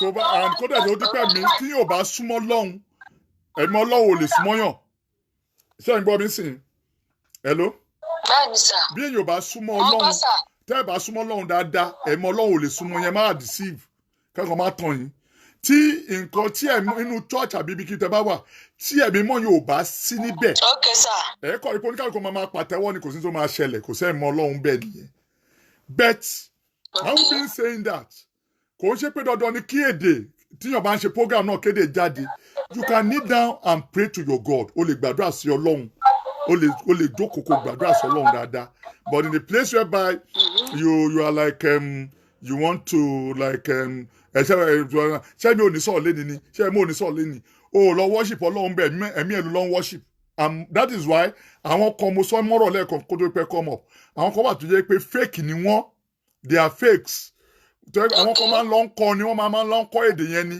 wọ́n á train àwọn ọmọ wọn yí pé kó máa ṣèdè tó bá dẹ̀ ti ń ṣe bóyá tí service bá ń lọ wọn á kọ̀ lọ ẹ̀mí á máa lù wọ́n bí ẹni tí gìrì mú ẹ̀mí á lù wọ́n bí ẹni tí gìrì mú wọ́n á dẹ̀ ti sọ oríṣiríṣi ọ̀rọ̀ you get what I'm saying so with this òun ni mo yẹ sọ fún yín yẹn pé ẹ̀mọ ọlọ́run will take his course tẹ bá wà charge tẹ́mi ọlọ́run ò bá sí lára yín àkílàdé ń pè ní ẹ̀mọ ọlọ́run yẹn pé tẹ bá ní ìwà bí ọlọ́run inú tí wọ́n sọ níwèé Psalm 30 ẹni láti ní ìwà bí ọlọ́run mi ni kò ṣì mo kàn sọ ni Psalm 30 tó sọ ìwà bí ọlọ́run lẹ need when you have the spirit of God like God tẹ́mi ẹ bá wú dàbí ọlọ́run ẹ̀mọ́ máa lù ẹ́ and kílàdé ń tó aládé sọ ò ní pé lákọ̀ọ́kọ́ o wà ní ẹni tó yẹ pé o kì í ṣèkà séèyàn o ń bá tèèyàn jẹ́ àwọn nǹkan kan wà tó kì í ṣe tí ó mọ̀ tí ó kì í ṣe tó bá ti mọ àwọn nǹkan bẹ́ẹ̀ that is it and two ẹnìkan tó sọ̀tọ̀ ń sọ nípa baptism ó bẹ́tà nínú church tẹ́ bá wà tẹ́ bá gba church ẹ gbọ́ kó ṣe baptism fún yín there is no crime in it because doing a baptism we even encourage you to be more closer to God because kí ló tó di pọ́n ṣe baptism wọ́n máa make sure pé wọ́n ka àwọn òfin tó lé kíní yẹn lẹ̀ wọ́n lè kà fún yín ṣe get it's a broad issue very broad and but n tẹ́mi kọ́ lórí àwọn Kérúbù and Séráfù ni pé most of them kò ṣe gbogbo wọn kò ṣe gbogbo wọn mo sọ majority of them is that tí mo notice ni pé wọ́n gbàgbọ́ pé tí àwọn ò bá kí ń sọ èdè táwọn ò bá kí ń ṣèdè ní church àwọn kò á jẹ́ pé àwọn èèyàn bú ẹ̀rọ anẹ́ẹ̀mí kò sọ̀kalẹ̀ ni àwọn ẹlòmídẹ́ believe pé táwọn ò bá jẹ́ iṣẹ́ ní ìjọ táwọn ò bá jẹ́ iṣẹ́ fáwọn èèyàn àwọn èèyàn nílé dúró but mo fẹ́ káwọn tó bá ronú bẹ̀ kan wo nǹkan tó máa ń sábà ṣẹlẹ̀ tó bá jẹ́ tó bá yẹ kó máa ń ronú pé tí ò bá jíjẹ́ fáwọn èèyàn nínú ìjọ right nǹkan kò ní ṣẹlẹ̀ tó bá jẹ́jọ́ Friday lẹ fi ìṣòro sí níjọ́ Friday ẹ̀ tẹ́ ṣe kìíní ẹ̀ tọ́ tẹ ìṣòro yẹn tọ́ èrò máa pọ̀ tó bá dijọ́ Sunday ẹ̀ ní lérò reason ni pé nǹkan tó jẹ́ kẹ́ lérò níjọ́ Sunday ni pé àwọn èèyàn torí iṣẹ́ tẹ̀ ń jẹ́ náà ṣe ń wá and there is 5 pillars of Christianity one it start with I think one of it is evangelism and one of it is pastorate one of it is prophetic in all this gbogbo mi le rántí gbogbo márùn ní sá the last one ni apostleship and kí là ń pè ní evangelism if you are truly born wàá ṣetán láti jókòó nǹkan tí Jésù kọ́ wa yẹn wàá ṣetán láti gbé pọ̀n ní tí Jésù kọ́ yẹn wàá ṣetán láti gbé pọ̀n wàá gbé sórí wàá ṣetán láti gbé sórí tán wàá jáde lọ wàá lọ kéde gẹ́gẹ́ bí bàbá Mósè Orímọládé ṣe ṣe nígbà tí ẹ mọ̀ gbàdúrà bá Mósè gbé kíní ẹ̀tọ́ sórí wọ́n lọ kéde ni wàá lọ kéde wàá lọ sọ̀rọ̀ nípa Jésù níta gbangba o ò gbọ́dọ̀ deny Jésù mọ́ Jésù gbọ́dọ̀ wà part of your soul o gbọ́dọ̀ mú gbogbo mi ara ẹ maybe o ń lọ bí iṣẹ́ maybe o kò lè níbo inú mọ́tò inú bus tó bá ń lọ o lè bẹ̀rẹ̀ sí preach the word of God that is how the Holy Spirit can easily come in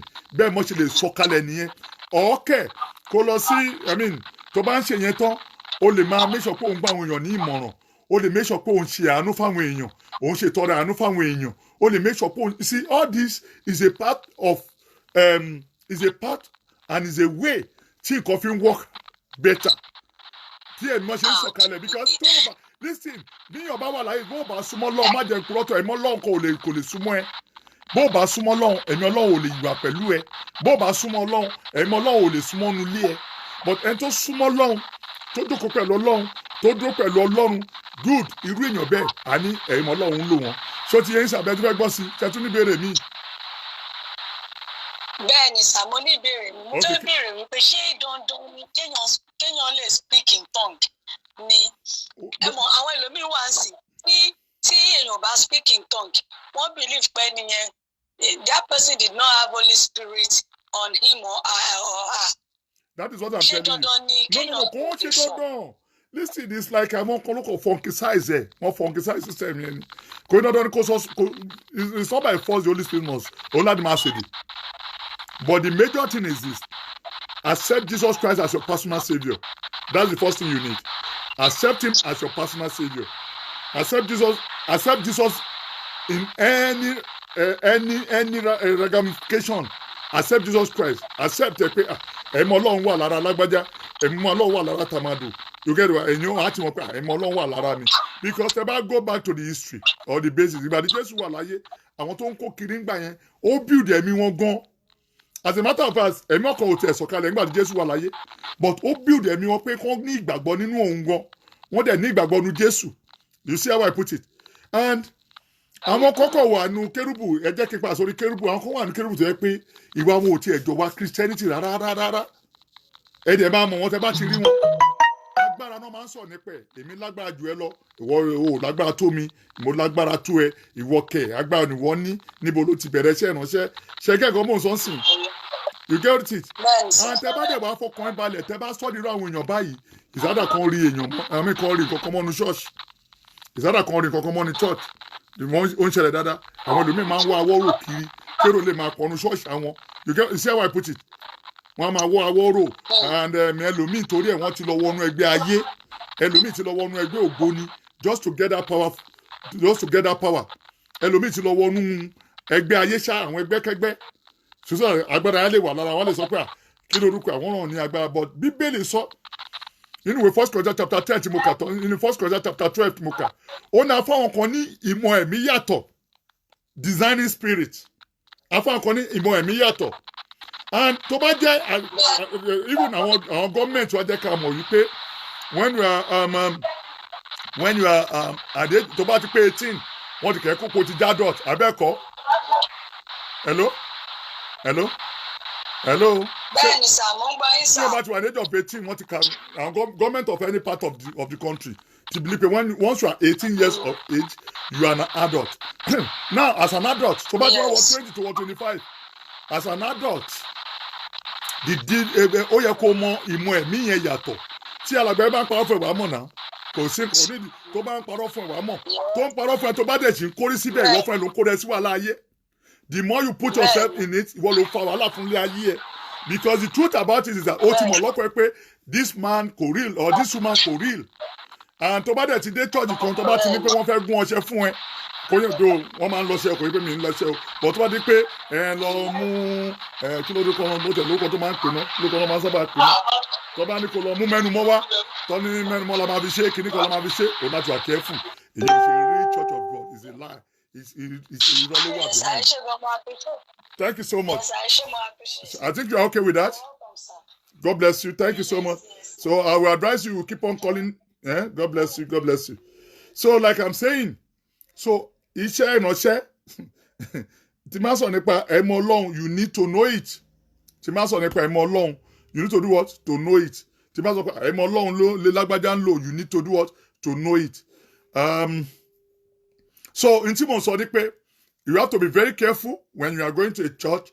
You have to be extremely careful when you are going to church so that this will help you láti lè ràn ẹ́ lọ́wọ́ láti lè jẹ́ kí o mọ bí Ọlọ́run ṣe ń look Bíbélì sọ pé ara nípa ẹ̀bùn ẹ̀mí mi kò fẹ́ kẹ́hìnkẹ́ ya òpè gbogbo tá a sọ látàárọ̀ sí ẹ̀mí ní ara nípa ẹ̀bùn ẹ̀mí mi fẹ́ kó ya òpè look tó bá wà ní church kan tó bá rí pé this thing is not normal okay àwọn church mi wọ́n máa ń ṣe ẹbọ and tẹ bá bèèrè lọ́mí pé báwọn làwọn church ṣe ń ṣe ẹbọ every time wọ́n máa ń ṣe party ní church wọn church tó bá ti ń ṣẹbọ tó ti sọ pé aláti ṣe tutù kan báyìí gbogbo ìtẹ̀dẹ̀ ń wá jẹ́ because àwọn èèyàn kì í mọ̀ pé ńgbà míì wọ́n máa ń fi èèyàn kan ṣe ìràpadà kí ni máa happen ó máa sábà ṣẹlẹ̀ ní churches gan.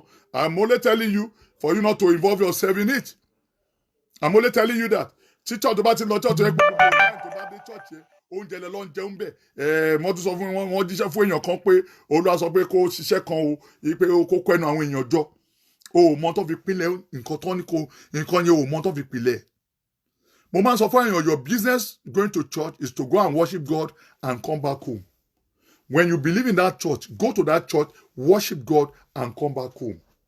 Tó bá ti di pé wọ́n ti sọ fún ẹ pé oúnjẹ kan wà o a fẹ́ ṣe àsè ìfẹ́ má bá wọn jẹ́ o mọ tó fi sínú ẹ̀ èmi ń sọ̀tọ̀ fún ẹ má bá wọn jẹ́ because àwọn ẹlòmíì moron wọ́n ti mú ọ bíi moron nígbà tó bá ti ń forí sínú oúnjẹ fún yín tẹ́ ti ń jẹ ẹ lè má mọ̀ tún sí òsì mọ́ gbogbo ohun tí máa ẹ bá ń sọ tí máa ẹ bá ń sọ lẹ́ máa gbọ́ so you have to be very careful you have to be extremely careful tó bá dé church kan tó bá ti di pé every time wọ́n sọ pé a máa ti ṣàṣe ìfẹ́ o fún gbogbo èèyàn láti jẹ́ o nǹkan kan o mi wọn tó fi pinlẹ̀ kínní yẹn okay for instance tó bá sọ pé okay ẹnìkan fẹ́ ṣiṣẹ́ ìràpadà o ìpè bọ̀ tó lọ́wọ́ sọ pé kó lu ẹran mo kàn fún yín ní a good sample ni o olúwa ní wọ́n fẹ́ ṣiṣẹ́ ìràpadà o olúwa sọ fún mi pé iṣẹ́ ìràpadà wọn ṣe olúwa ní pé kán lu ẹran tó bá fi lè lo ẹran wọ́n á máa ṣe ráìsì ṣe gbogbo ẹ̀ ó bá wọn jẹ́ má jẹ́ kí n purọ́ tún ẹ ó ṣe é kó jẹ́ pé orí tiẹ̀ ní ogun yẹn ń bọ̀ ó ṣe é kó àná ní sọ fún ẹ that's why mo ṣe máa ń sọ fún àwọn èèyàn you have to be very careful when you are in a church mi ẹlòmíì máa dé church mi fún pé maybe ó dé church yẹn pé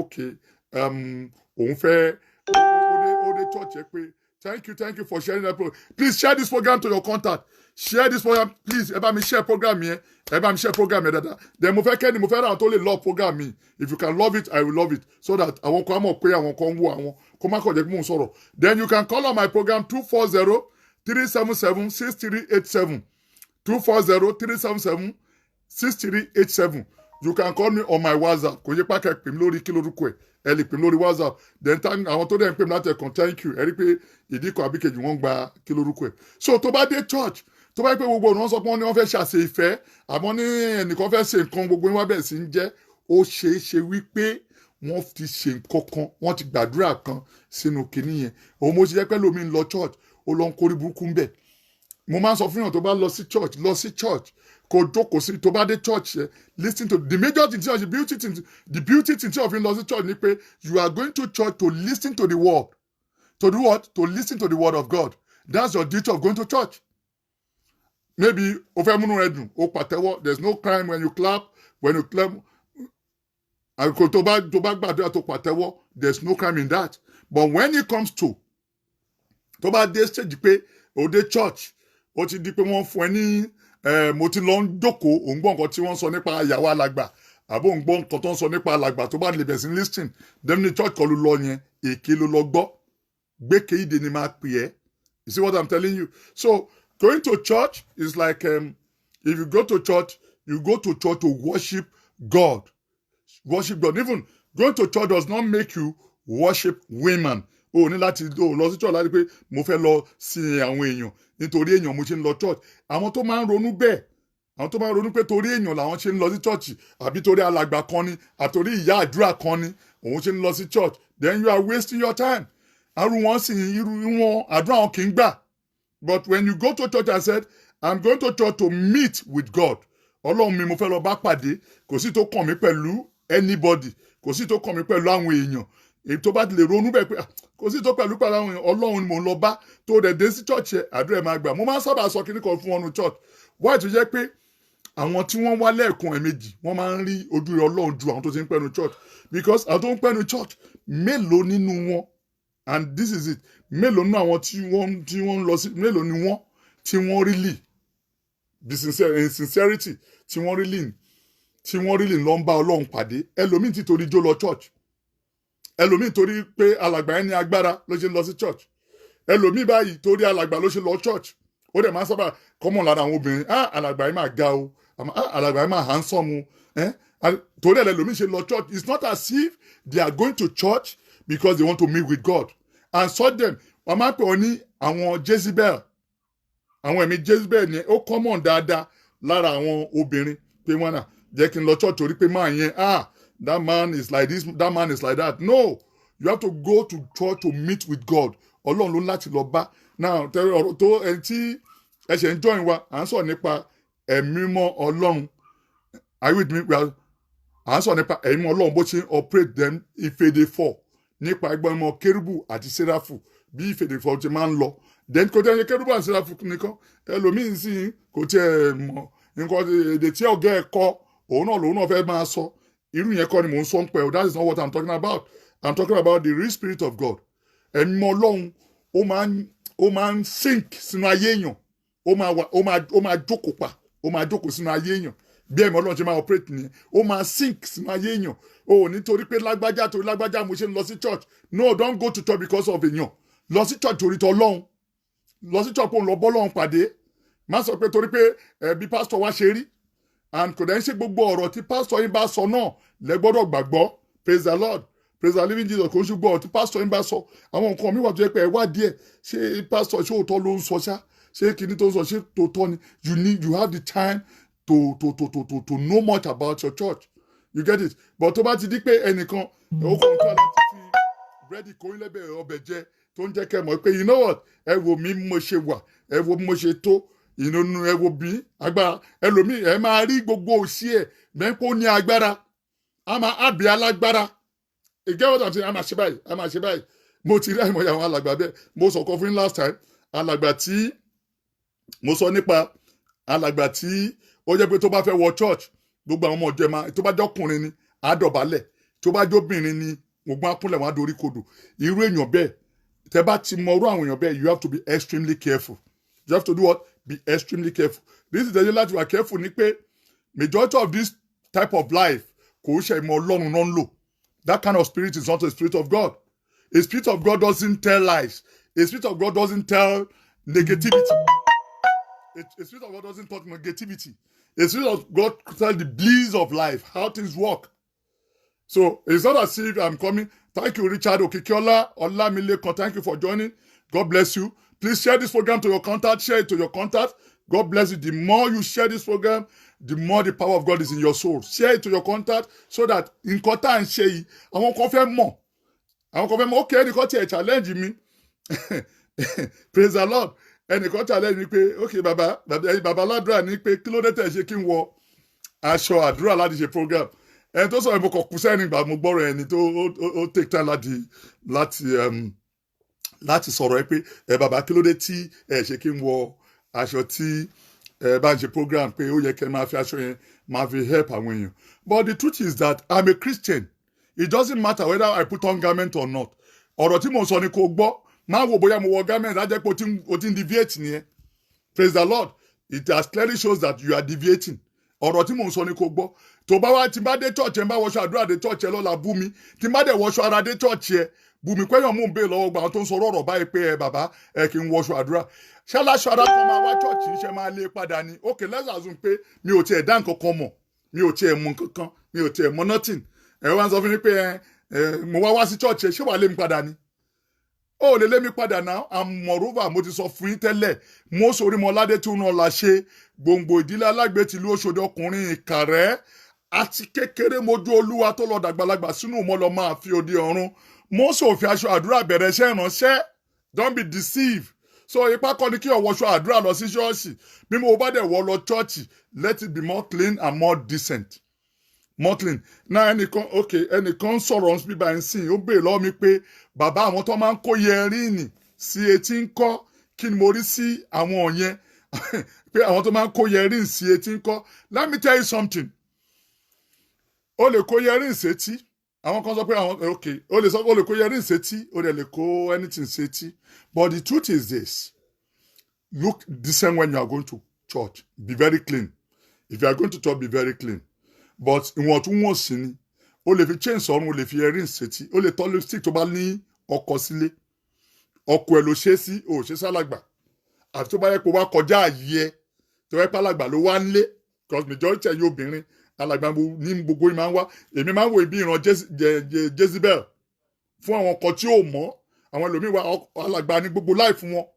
tí wọn bá rí alàgbà yẹn fẹ́ báyìí wọ́n lè gbógun tì ìmí lè máa ná gbogbo last year fún alàgbà gbogbo tó ń lò máa ná kí máa kó alàgbà iṣẹ́ àlè fẹ́hùn ṣá but tí alàgbà tó bá ní ọpọlọ lórí kò ní cause pé ń fẹ́ anybody and kò ní cause pé ń gbé anybody lọ sórí bed that's another beauty of it make sure pé iṣẹ́ tó ń ṣe ó wà okay but tí yóò bá lo iye ó lè lo necklace níwọ̀n tún ó lè lo earring níwọ̀n tún ó lè lo lipstick níwọ̀n tún and ọkọ ẹni kò ṣe é sí lọ́rùn má ṣe nítorí ìjọ that is why ìwọ tó bá nírú attitude bẹ́ẹ̀ make sure pé tó mọ̀ pé ò lè ṣe kó má múra lọ sí church make sure pé wà á tọkọ ẹ̀ lẹ́ ń lọ ṣọ́ọ̀ṣì tó bá jẹ́ obìnrin ni o torí pé yàn tí yẹn ń béèrè lọ́wọ́ mi nísìnyí pé bàbá tó bá jẹ́ pé ó ń bè lọ́rùn pé bàbá àwọn obìnrin tó máa ń sábà lo necklace lọ sí church ńkọ́ wọ́n lè lo necklace wọ́n lè lo earring no problem wọ́n lè tọ́ lipstick but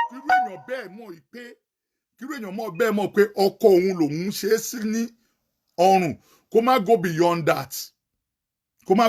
that when it goes beyond that then òun ló cause the problem sí inú life ẹ̀ praise the Lord I think I'm clear with that because a lot of the question tẹ́lẹ̀ ń béèrè lọ́wọ́ mi sí pé bàbá kí ló dé tí tó bá jẹ́ pé àwọn obìnrin wọ́n máa ń lo earring tó bá dẹ̀ ti pé ẹ̀ṣọ́ bá ti pọ̀ jù ẹ̀mí èṣù ti wà lára ń tọ̀hún nìyẹn ẹ̀ṣọ́ ò gbọ́dọ̀ pọ̀ jù ìwọ̀ntúnwòsì ni look clean look decent be pure aṣọ tó bá máa wọ̀ jẹ́ kó wà very pure have a nice cloth aṣọ tó decent ni kó wọ̀ sọ́rùn lọ sí church either o suit up either kó wọ shirt and trouser there's no crime in doing that either you put on white garment and your white garment was very pure o gbọ́dọ̀ clean o lè fi chain síbi ọrùn ẹ you can go to church but tó bá ti di pé chain yẹn ó tó yìí ẹyọ kọ̀ọ̀kan ó tó àtẹ́lẹwọ́ mi kan láyẹ ẹ̀yẹrí ni ó fẹ́ kàn sálẹ̀ yẹbi tẹ́bí then ẹ̀mí kan wà tó ń lu ẹ̀ kò ń ṣẹ̀mí Ọlọ́run I'm telling the truth ẹ̀mí kan wà tó ń lu ẹ̀ kò ń ṣẹ̀mí Ọlọ́run ẹ̀mí mọ́ Ọlọ́run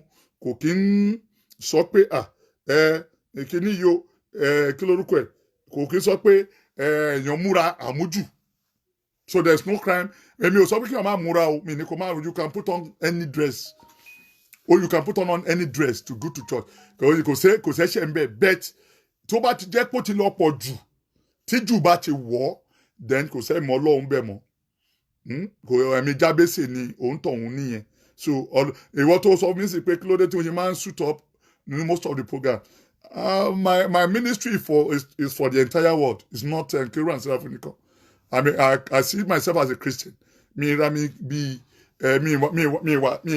mi cage ara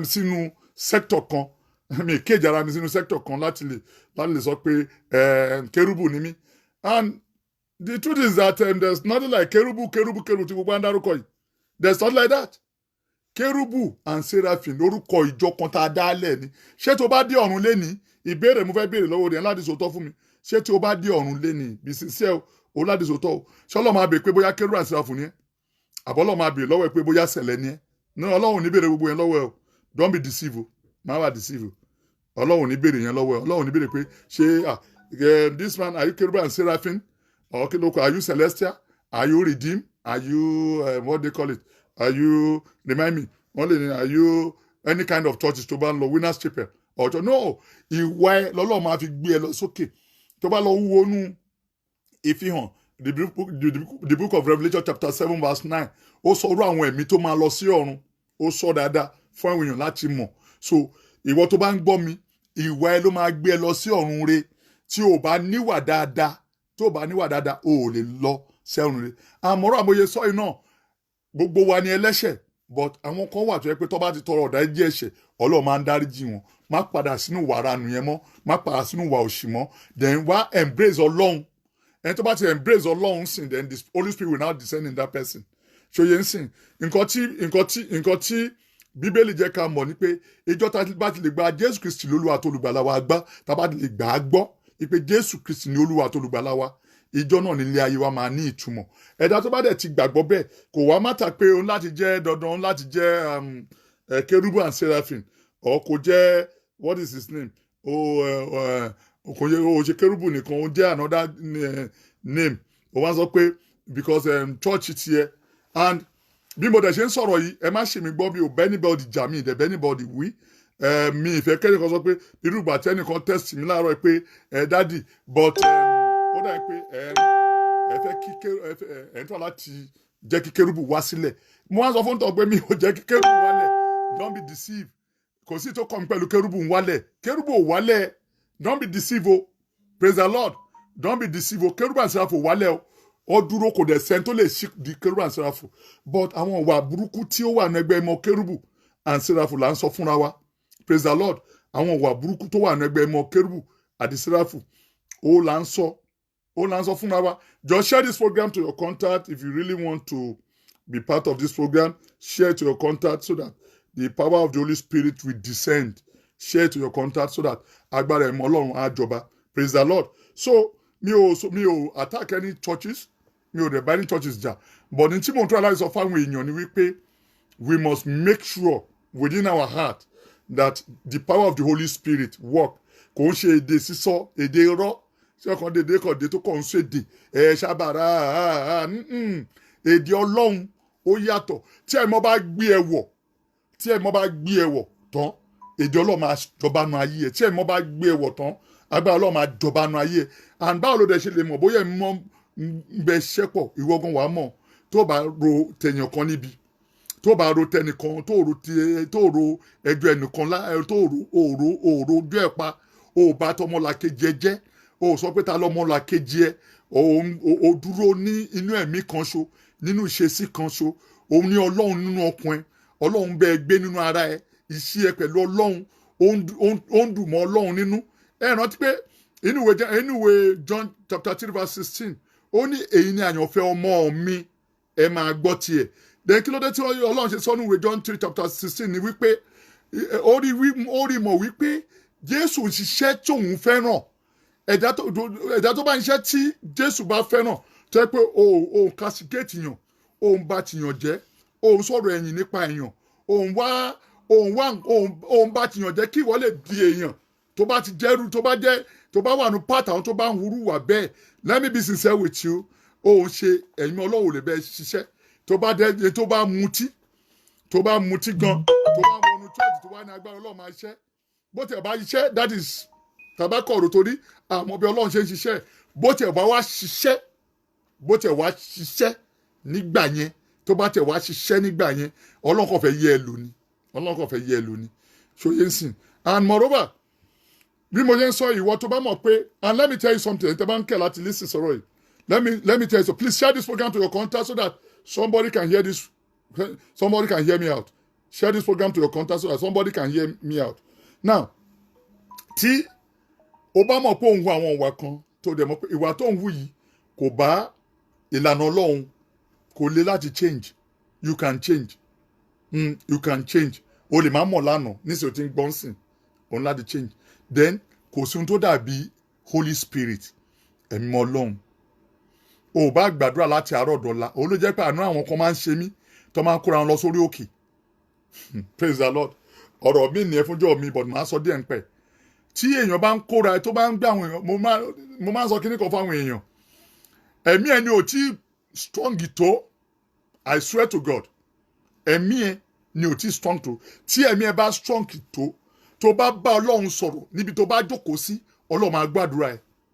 Ẹ̀mí ẹni ò tí tó bá yìí di pé kò tiẹ̀ yé mi, ọ̀rọ̀ yìí ò tiẹ̀ yé mi, tó bá máa ti lọ tó máa tó bá mi kà bá so. Tó bá ti di pé mo ti sọ fún ẹ pé ẹ̀mí ẹ orí òkè ló wù mí láti máa lọ. O ò ní láti lọ sórí òkè k'Ọlọ́run tó gbọ́ àdúrà ẹ. Inú kọ̀rọ̀ yàrá ẹ o lè gbàdúrà mẹ́ k'Ọlọ́run gbàdúrà ẹ. Inú chọ́ọ̀chì ẹ o lè gbàdúrà nú ẹ k'Ọlọ́run gbàdúrà ẹ. But tí pásítọ̀ kan bá kó yín dání tó ní ó yẹ jáníṣe lórí òkè, mo mọ̀ mo sọ mo fi ṣe àìmọye yẹn. Òótọ́ lèmi sọ fún ẹ. Tí pásítọ̀ ẹ bá gbé ẹ tó bá ní ó yẹ orí òkè yá o, ẹ̀yin èèyàn máa bọ̀ lórí òkè, irọ́ ló wà ń bẹ́ẹ̀. Ó kàn fẹ́ fi ń tajà ni. Especially máa náà pásítọ̀ kan tó yẹ pé tó bá wà lórí òkè, wọ́n á ní ẹ wò mí orí òkè mo wà yìí. Ta ló rán ẹ̀ṣẹ̀ lọ sórí òkè? Ejò bá bu ẹ̀jẹ̀ kò bẹ́ẹ̀ bá bu ẹ̀jẹ̀ ló máa tó mọ̀ pé ìwọ ló lọ bá ejò nílé ẹ̀. Torí inú ilé tó ń gbé kò séjò ń bẹ̀. Tó bá dípò wá kúrò nínú ilé ẹ̀, tó kúrò nínú ilé ẹ̀ tó gba orí òkè lọ. tó ejò wá bu ẹ̀ṣọ́ ń bẹ̀. You cause your problem. Because o lè gbàdúrà tó ẹ̀mí Ọlọ́run bá wà nù ayé ẹ̀, o lè gbàdúrà nù yàrá ẹ̀ kádùn ẹ̀dẹ́gbà. O lè gbàdúrà kádùn ẹ̀dẹ́gbà lẹ́sẹ̀kẹsẹ̀. You pray immediately àdúrà ẹ̀dẹ́gbà. Yeah, that's the truth. Tó bá gbàdúrà ń sìn, tó bá dúnú ẹ̀mí Ọlọ́run, tẹ́ gbàdúrà ẹ̀mí Ọlọ́run bá ṣiṣẹ́ nù ayé ẹ̀, if your body, your soul, your celestial is of God, then the Holy Spirit will come in. Don't be deceived. And you don't need to go máa lọ sí gbogbo ẹrẹ. Tó bá dẹ̀ mú alàgbẹ́ bí alàgbà pé dáadé gbàdúrà fún mi, ọ̀ká alàgbẹ́ gbàdúrà fún ẹ. You just because you believe in him. They should pray along with you. It's not that you'll be telling your boss to, your pastor to pray with you or pray for you. No, pray along with your pastor. There always a word we call a prayer partner. O láti ní ẹnìkan, o láti ní èèyàn kan tó dàbí ìwọ. O gbọ́dọ̀ ní èèyàn kan tó dàbí ìwọ tó dàbí ìwọ mo sọ o tó dàbí ìwọ tó ń gbọ́ mi ni o tó dàbí ẹnu iṣẹ́ àdúrà tó yẹ pé tí wàhálà bá dé ẹ lè jọ wọnú àdúrà maybe 7 days 1 month maybe 3 days 1 day tẹjọ máa gbàdúrà dáadáa ẹjọ máa gbàdúrà dáadáa you get what I'm saying so this is how things work so we call them prayer partner ẹjọ ń gbàdúrà ni tó bá ní èèyàn kọ ọgbọ́dọ̀ yọ máa gbàdúrà that word we call prayer partner o láti ní genuine prayer partner because anyway Amos orí kẹtẹsẹkẹta ó ní ìjọ ẹni méjì lè rìn pọ̀ bí kò ṣe pín wọn rẹ́ the book of Amos chapter 3 verse 3 can two reason together if not that me mo ìlú sọ lóyìnbó náà bá mi sáré wọ Amos chapter 3 verse 3 you get what I'm saying bíbélì sọ pé ìjọ ẹni méjì lè rìn pọ̀ bí kò ṣe pín wọn rẹ́ ọ̀rẹ́ tó gbọ́dọ̀ ní ọ̀rẹ́ tó lè mọ Ọlọ́run ní òtítọ́ ni kò ṣe ọ̀rẹ́ tí o fẹ́ ní tó ń lọ sí pátí tí wọn náà bá lọ pátí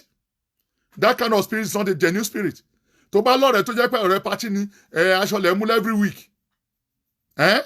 my friend kò sẹ́mọ̀ tó wá dé church tó wá ń ṣe tó ń kan tí wọn náà ń bá wọn jó ó mú ẹ láti lọ jó nínú church ni mo máa ń sọ kíní kan fáwọn èèyàn àdúrà kì í pẹ́ láti gbà àwọn èèyàn làwọn ọmọ bó ṣe ń gba àdúrà tó bá ní ọ̀rẹ́ o gbọ́dọ̀ ní prayer partner you must have a good prayer partner o gbọ́dọ̀ ní prayer partner tó yẹ pé tí wàhálà bá dé ẹjọ́ máa jókòó ẹjọ́ máa gbàdúrà ẹjọ́ máa sọ̀rọ̀ ẹjọ́ máa that's the prayer partner you must have a prayer partner and having a prayer partner tí wàhálà bá dé ẹjọ́ máa jókòó gbàdúrà ni ẹjọ́ máa you get what I'm saying ẹjọ́ máa gbàdúrà gbogbo ìgbà ni then that is what we call your prayer partner but tó bá yẹ pé prayer partner partying every day máa lọ pàtí sọ pé sọ pé ọ̀rẹ́ o ráṣọ tí wọ́n mú wálé ní ìyá alágbájá máa mú aṣọ kan wá o ìyá tàmàdó máa mú aṣọ kan wá o tí wọ́n náà dẹ̀ kí tó gbéra tó bẹ̀rẹ̀ sí ń lọ síbẹ̀ you are wasting your time tó o ṣe èèyàn Ọlọ́run because èèyàn Ọlọ́run lọ pàtí àti tó bá yẹ kí wọ́n fẹ́ ṣe nǹkan tó dẹ̀ mọ́ pé kí ní àjùmọ̀ní ni you go there within 3-4 minutes leave and go o ní láti lọ jókòó sí pàtí. That's it. Ọ̀nà ìwọ́n sọ pé bàbá Ògòṣó ni wà stripped. Gbogbo kíní ilẹ̀ mi ti ṣe rí. Tí bá ní mi ṣe rí rán mo pa. Mo ti rí consequence tó wà nú ẹ̀. Kò make sense. If you are a man of God or a woman of God, you won't need one hundred party. Kí ló lọ ṣe party? Tó bá fẹ́ because kò ṣe àwọn kan bí like question ti lady ẹbí lọ́mi lẹ́ẹ̀kan. Ìpèsè tí ọba ṣe wọnú ẹgbẹ́ inú church ṣé ìgbàlẹ̀ mi mo máa ń lò àbí kò níyàn. No, wọ́n máa put it through ní guiding. Wọ́n máa help ẹ, wọ́n máa guide ẹ. Inú church yẹn wọ́n á fẹ́ sínú ibì kan tó jẹ́ pé wọ́n á máa kẹ́kọ̀ọ́ nípa ọ̀rọ̀ Ọlọ́run tí tó máa fi mọ Ọlọ́run yẹn tó. Bet tó bá fẹ́ ní ọ̀rẹ́ ní ètò kò ń ṣe tó ń lọ party every time. Kò ń ṣe tó jẹ́ pé ebi burúkú ló ti máa bá. Bíbélì sọ pé fi ọ̀rẹ́ hàn mí, màá sọ orí èèyàn tó jẹ́. Tí o bá ní ọ̀rẹ́ tí o bá ní ẹ̀mí Ọlọ́run lára tó bá lọ ń bá ṣe you are wasting your time and energy. Tí o bá jẹ́ èèyàn Ọlọ́run tó dẹ̀ lọ́rẹ̀ẹ́ tí ò ń ṣe èèyàn Ọlọ́run ó máa fìrẹ́kù rẹ lára tó bá ń jẹ́ òjíṣẹ́ Ọlọ́run tó bá ní 419 ní ọ̀rẹ́ ó máa tọjọ́ tó bá mọ̀ ọ̀nà ìkan náà lẹ́ẹ̀ méjèèjì. You see how I put it? Ìkan náà ní gbogbo yín but tó bá mọ̀ pé ẹni tó fẹ́ ní lọ́rẹ̀ẹ́ yìí is a good guy is a prayer warrior ọ̀rọ̀ yín yẹn ayé méjèèjì tí wàhálà bá tiẹ̀ dé ẹ̀ẹ́dókòó ẹ̀jọ̀ gbàdúrà and kò sí ní tàdúrà ṣe tì don't be deceived kò sí ní tí àdúrà ṣe tì ìpè ọ̀kan sọ pé àdúrà kan kò sí kan no tó bá mọ bó ṣe ń gbàdúrà dáadáa if you can pray very well then the Holy Spirit will descend in you that is if you can pray very well tó bá lè gba àdúrà dáadáa ẹ̀mọ́ Ọlọ́run máa jọba nú ayé ó máa wọnú ayé ẹ lọ abẹ́ iṣẹ́ pọ̀ ajókòó tiẹ̀ abẹ́ rẹ́rìn asun ẹ sí iwájú praise the Lord that's how the Holy Spirit work the Holy Spirit does not just work bóyá ọlọmọ tí yóò mi kan wá ń bọ̀ wá bẹ̀rẹ̀ sí ń fa àyà òfò ló ń fa yẹn àyà burúkú àyà wèrè lórí àwọn ẹlòmíì ọmọ ìsọfún pé àwọn kan lọ kọ ṣé àyà wa jẹ́ speaking in another language tó bá rí pé ó lọ kọ ìwọ tó bá dẹ̀ wà nù mo tẹ̀ gbọ́ pé wọ́n ní ẹnìkan máa ń sábà kọ́ wọn wọ́n máa ń kọ́ wọn ní ẹ̀kọ́ àyà káwọn máa kọ́ wọn láyà ìwọ tó bá lọ ń kọ́ àwọn èèyàn ní ẹ̀kọ́ àyà kò sí nǹkan tó máa porú irú èèyàn bíi tiẹ̀ ju a waste product lọ praise the Lord tó bá lọ ń kọ́ àwọn kan ní ẹ̀kọ́ àyà kò sí nǹkan tó máa pẹ́ ju a waste product lọ o ní láti kọ́ èèyàn ní ẹ̀kọ́ àyà wọn kọ́yún wọn tẹ̀ ń kéde àwọn tó lọ ń kéde yẹn onírọ́ ni wọ́n onírọ́ tẹ bá rí èèyàn tó bá ń kéde onírọ́ ni èdè kíkọ́ tó bá ti lè rí èèyàn kan tó yẹ pé ó ń kéde èdè ló ń kọ́ o ẹ má trust tó ń tàn tó bá sọ pé ẹ má wọ́ọ̀rì ẹlòmíì máa ń ti torí èdè wọ́n máa ń lọ sórí òkè wọ́n á lọ jókòó pé ẹ̀mí náà láti mú èdè iṣẹ́ mú láti mú èdè yìí jẹ́ ń sọ ọ̀rọ̀ kan fún ẹ èdè sísọ ẹ̀mọ ọlọ́run ni tí o bá wà spiritually filled if you are not spiritually filled the Holy Spirit cannot work in your body if you are not what spiritually filled tell me mọ́ yẹn ò bá jọba dáadáa nù ayé ẹ̀ bá ń lọ sínú ìwé Mark chapter 16 verse 12 Mark chapter 16 verse 12 tí ẹ̀ mọ́ yẹn ò bá jọba nù ayé ẹ̀ tó bá lọ tọrùn bọ́ you are a irọ́ ni ẹ́ onírọ́ balanta ni ẹ́ praise the Lord kí mo pè é onírọ́ balanta ni ẹ́ the Holy Spirit work for those who have God in their heart who believe so much in our Lord Jesus Christ tí Jésù Kristi ọmọ Ọlọ́run mọ̀ ń bọ̀ kó tó kà ó tí Jésù Kristi ọmọ Ọlọ́run tó bá wà nù ayé ẹ tó bá gbàgbọ́ tí Jésù wà lè ṣiṣẹ́ nù ayé ẹ then this is how things work Ọlọ́run tó ní gbogbo yín ò ní fi sílẹ̀ bá mi sáré ka ìwé tí mo ní kọ ka Mark chapter 16 verse 12 sorry yes Mark chapter 16 verse 12 kí ló ti wí. After that he appeared in another form unto two of them as they walked and went into the country. Praise the Lord. Ohun tí ẹsẹ̀ ń tọ́ láti sọ fún wa ní pé tó bá rìn ní ìrìn dáadáa pẹ̀lú Ọlọ́run kò síbi tó ò ní rìn sí. Praise the Lord. Kò síbi tó ò ní rìn sí. Inú ìwé 1 Corinthians chapter 14 verse 2 ṣáàdì kan yẹn. Yes. Okay, 1 Corinthians chapter 14 verse 2. Act of Apostle bá mi lọ sínú ìwé Act of Apostle chapter 2 verse 3, 4, 5. Act of Apostle chapter 2, 3, 4, 5. The book of Act of Apostle chapter 2. Okay. And they appeared unto them cloven tongue like as a fire. Iná ẹ̀lànà sọ̀ ní ọ̀run. Act of Apostle chapter 2 verse 3. Iná yẹn sọ̀ ní ọ̀run. Wọ́n ní ẹ̀là ahọ́n. Ó dẹ̀ balẹ̀ wọn lára. You see how I say it? Ó wọnú ara wọn lọ ni. Yes, kí ló ṣẹlẹ̀? And it sat upon each of them. Ó bá sí oníkálùkù wọn ni àwọn listen àwọn èèyàn Ọlọ́run mò ń sọ yìí. Wọ́n nígbà tí ọjọ́ Pentecost dé. Kí ló ń pè ní Pentecost? Ọdún ni. Ọdún ọkà bàbà tí oníkálùkù máa wá sí. Báwọn náà ṣe máa ń ṣe ọdún kí lórúkọ ẹ̀. Báyìí máa ń ṣọdún iṣu. Bí ẹdún Pentecost àdédé nìyẹn. Ọkà bàbà àgbàdo nǹkan kan. So ye ohun tó ń pè Pentecost ni wọ́n nígbà tó dé wọ́n nígbà táwọn ọmọ Ọlọ́run wọ́n wà ní ibì kan wọ́n jókòó ní ibì kan praise the Lord kí mo ránṣẹ́ wọ́n jókòó ní ibì kan praise the Lord wọ́n ṣe kí ni wọ́n jókòó níbì kan nígbà tó jókòó níbẹ̀ Bíbélì jẹ́ ká mọ̀ pé ẹ̀mí Ọlọ́run sọ̀kalẹ̀ sí àárín wọn wọ́n ní ẹ̀la iná ó jáde látọ̀run ó dẹ̀ wọnú ara wọn lọ kí ni ló tún ṣẹlẹ̀. Yes. Okay. Okay. And they were filled with the Holy Ghost. And began to speak with other tongues. And the Spirit gave them utterance. And they were dwelling as Jerusalem Jews. Devoted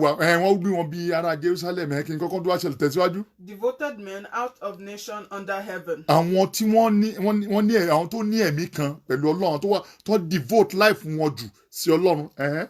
Now when this was noised abroad, the multitude came together. Àwọn èèyàn wá bẹ̀ sí ń já wá pé ẹ gbọ́ kí ló ń ṣẹlẹ̀ mọ́ bọ̀ náà pé èdè àwọn oníkálukú bẹ̀ sí ń sọ oríṣiríṣi èdè táwọn tó gbọ́ tó wà ń bẹ̀ Ọlọ́run mọ̀ fẹ́ design kí ni ẹ fún wọn ni èdè tó oníkálukú gbọ́ mo sọ fún yín pé tí o bá wà nínú ẹ̀mọ́ Ọlọ́run èdè kan ó máa bàṣẹ ní ara èdè ẹ máa wọnú ara ẹ lọ wọ́n kan sọ pé èdè ẹ máa wọnú ara ẹ lọ wọ́n kan sọ pé ó ti ẹni mọ́ bí tó wà akọ̀ bẹ̀ sí ń sọ oríṣiríṣi èdè ẹ máa lọ tutù kúrò because ẹ̀mọ́ Ọlọ́run jọba àsìkò yẹn ẹ̀mọ́ Ọlọ́run ṣiṣẹ́ ẹ̀mọ́ Ọlọ́run yẹn ó rìnrìn kan nínú ara èèyàn you get what I'm saying and moreover bí ẹ̀mí ẹ ṣe ń ṣiṣẹ́ láàrin yàn oríṣiríṣi èrè bẹ́ẹ̀ sọ ó bẹ́ẹ̀ sọ kí ni ẹ kò lè sẹ́ni tó máa jẹ́ is amazing nǹkan ìyanu ni gbogbo èèyàn bẹ́ẹ̀ sì ń wá everybody wá pé èdè ẹ̀ tẹ̀síwájú èdè wa náà bẹ̀rẹ̀ sí sọ àwọn multitude wa yẹn èrò rọ́ síbẹ̀ pé eléyìí sọ pé èdè wa náà sọ sọ mò ń gbọ́ jàre. The multitude came together and they were confounded. Àwọn èèyàn gbọ́ wọn bẹ̀rẹ̀ sí gbọ́ pé kí ló ń ṣẹlẹ̀. Because every man had them speaking his own language. Oníkálukú gbọ́ bọ́n ṣe ń sọ èdè tìlú wọn because ọdún Pentecost ó dàbí pé kéèyàn wá láti òyìnbó kó lọ sí àwọn ará Mùṣín kan wá sóyìnbó àwọn ọ̀rọ̀ Èbúté Mẹ́ta kan wá sóyìnbó àwọn ará Ìgbò kan wá sóyìnbó àwọn Haúsá kan wá sóyìnbó sẹ́ni kan mo sọ fún ìlú yẹn Ìgbò dey expect pé nílùú òyìnbó Yorùbá náà ń sọ ń bẹ̀ oníkálukú bẹ̀rẹ̀ sí ń sọ èdè wọn kí ló ṣẹlẹ̀. And they were all amazed and marveled. Gbogbo wọn wá what is this? Kí leléyìí ó ń yà wọn lẹ́nu ni èdè wa náà ń sọ yìí ní tó ń pè ní agbára ìmọ̀ Ọlọ́run mo ń sọ fún èdè ni mo ń sọ fún yẹn gbèdè ṣe operate ní tẹ̀síwájú. Behold, saying to one another. Wọ́n bẹ̀rẹ̀ sí bára wọn sọ̀rọ̀. Behold. Wọ́n bára wọn sọ̀rọ̀. And not all this which speak Galileans. Ṣé báwọn ará Galilee rẹ lè báwọn náà ṣe gbédè wa bí ẹ̀mọ́ ṣe máa ń ṣiṣọ́ nìyẹn tí ẹ̀mọ́ bá ń ṣiṣẹ́ nu ayé ẹ tó bá ń sọ àwọn èdè kan owó gan kò ní yí ẹ but Ọlọ́run tún máa ń fún àwọn kan ní ìmọ̀ ẹ̀mí yàtọ̀ Ọlọ́run tún fún àwọn kan ní ìmọ̀ ẹ̀mí yàtọ̀ you get what I'm saying kò ní yí ẹ Ọlọ́run máa ń fún àwọn kan ní ìmọ̀ ẹ̀mí yàtọ̀ you get what I'm saying so bí ẹ̀mí ọ̀ ṣe ń sọ̀rọ̀ nìyẹn you get it ẹ rí pé àwọn eléyìí sì èdè ará Galilee ni wọ́n bẹ̀rẹ̀ sí ń sọ èdè Ọlọ́run oníkàlù bẹ̀rẹ̀ sí ọ̀rọ̀ ń jáde gbàgbàgbà everybody kọ̀ bẹ̀rẹ̀ sí ń sọ̀rọ̀ gbúrúgbúrú all of a sudden àwọn kan wá ń gbọ́ pé èdè wa náà ń sọ yìí now how come that is what we call the power of God the zeal and the autonomy and the power authority of God descend in them ó mọ̀ sọ pé tó bá wà nú ẹ̀mí tí bọ́dì ẹ bá wà nú ẹ̀mí tí ìṣe ẹ bá wà nú ẹ̀mí tí ìdúró ẹ bá wà nú ẹ̀mí tí ìjókòó ẹ bá wà nú ẹ̀mí ẹ̀mí Ọlọ́run wá jọba nú ayé ẹ praise the Lord ní orúkọ ńlá Jésù ìwọ tó bá ń gbọ́ mi lé ẹ̀mí Ọlọ́run máa jọba tẹ̀síwájú. And how hear we every man in our own tongue. Báwo làwọn ará bí ṣe ń sọ̀rọ̀ èdè wọn báwo ṣe ń sọ èdè wa báwo ṣe ń sọ èdè wa tẹ̀síwájú. Parthians, Medes, Elemantes, and dwellers. Oníṣiríṣi èdè Hausa ń sọ tiẹ̀ Ìgbò ń sọ tiẹ̀ gbogbo yan ànàgó gbogbo yan ń sọ èdè wọn wọ́n pè pé báwo la ṣe ń gbọ́rọ̀ wa agbára ìmọ̀ Ọlọ́run nìyẹn so ẹ̀yin tí ẹ̀ ń gbọ́ mi nílé Ọlọ́run Lédùmarè tó ní kò ní fi sílẹ̀ Tóyè Abíọ́dún Àkàndé thank you please share this program to your contact Prince Yinka Àbáyọ̀mí thank you Prince Adéoyè Faro Joyè God bless you Faro God bless you ọ̀rẹ́ mi ẹwà Tómi Àdùfẹ́ Akíbòbóyè thank you for joining this program Ọlọ́run Lédùmarè tó ní gbogbo yín ò ní fi sílẹ̀ Apostle Mike Ofune thank you for joining this program the power of God will be with you Joseph Oluwole Ajayi thank you for joining this program please share this program to your contact as I'm about to round up now I want to pray for one or two people I want to pray for you if you are ready and I believe that the power of God will be part of your soul the love of God is going to be part of you the glory of God is going to shower in your body ní orúkọ ńlá Jésù every living soul that is listening to my broadcast today I pray for you that you excel in everything you lay your hands on and the power of God is going to shower in you everything you lay your hands on will prosper in the mighty name of Jesus Christ may God be with you and bless you before I round up please always go to a good church and aside that make sure you make Jesus Christ your companion see Jesus Christ as your banner see Jesus Christ as everything see him as everything then you will now see the power of God working I pray for every one of you that is listening to this broadcast this afternoon and if you are in Nigeria watching this program if you are in London listening to this program any part of the world you are in listening to this program God bless you and God bless your home go to a nice church go to a rich church a nice church a decent church the church that the Holy Spirit dwell God bless you and God bless you bye bye for now amen.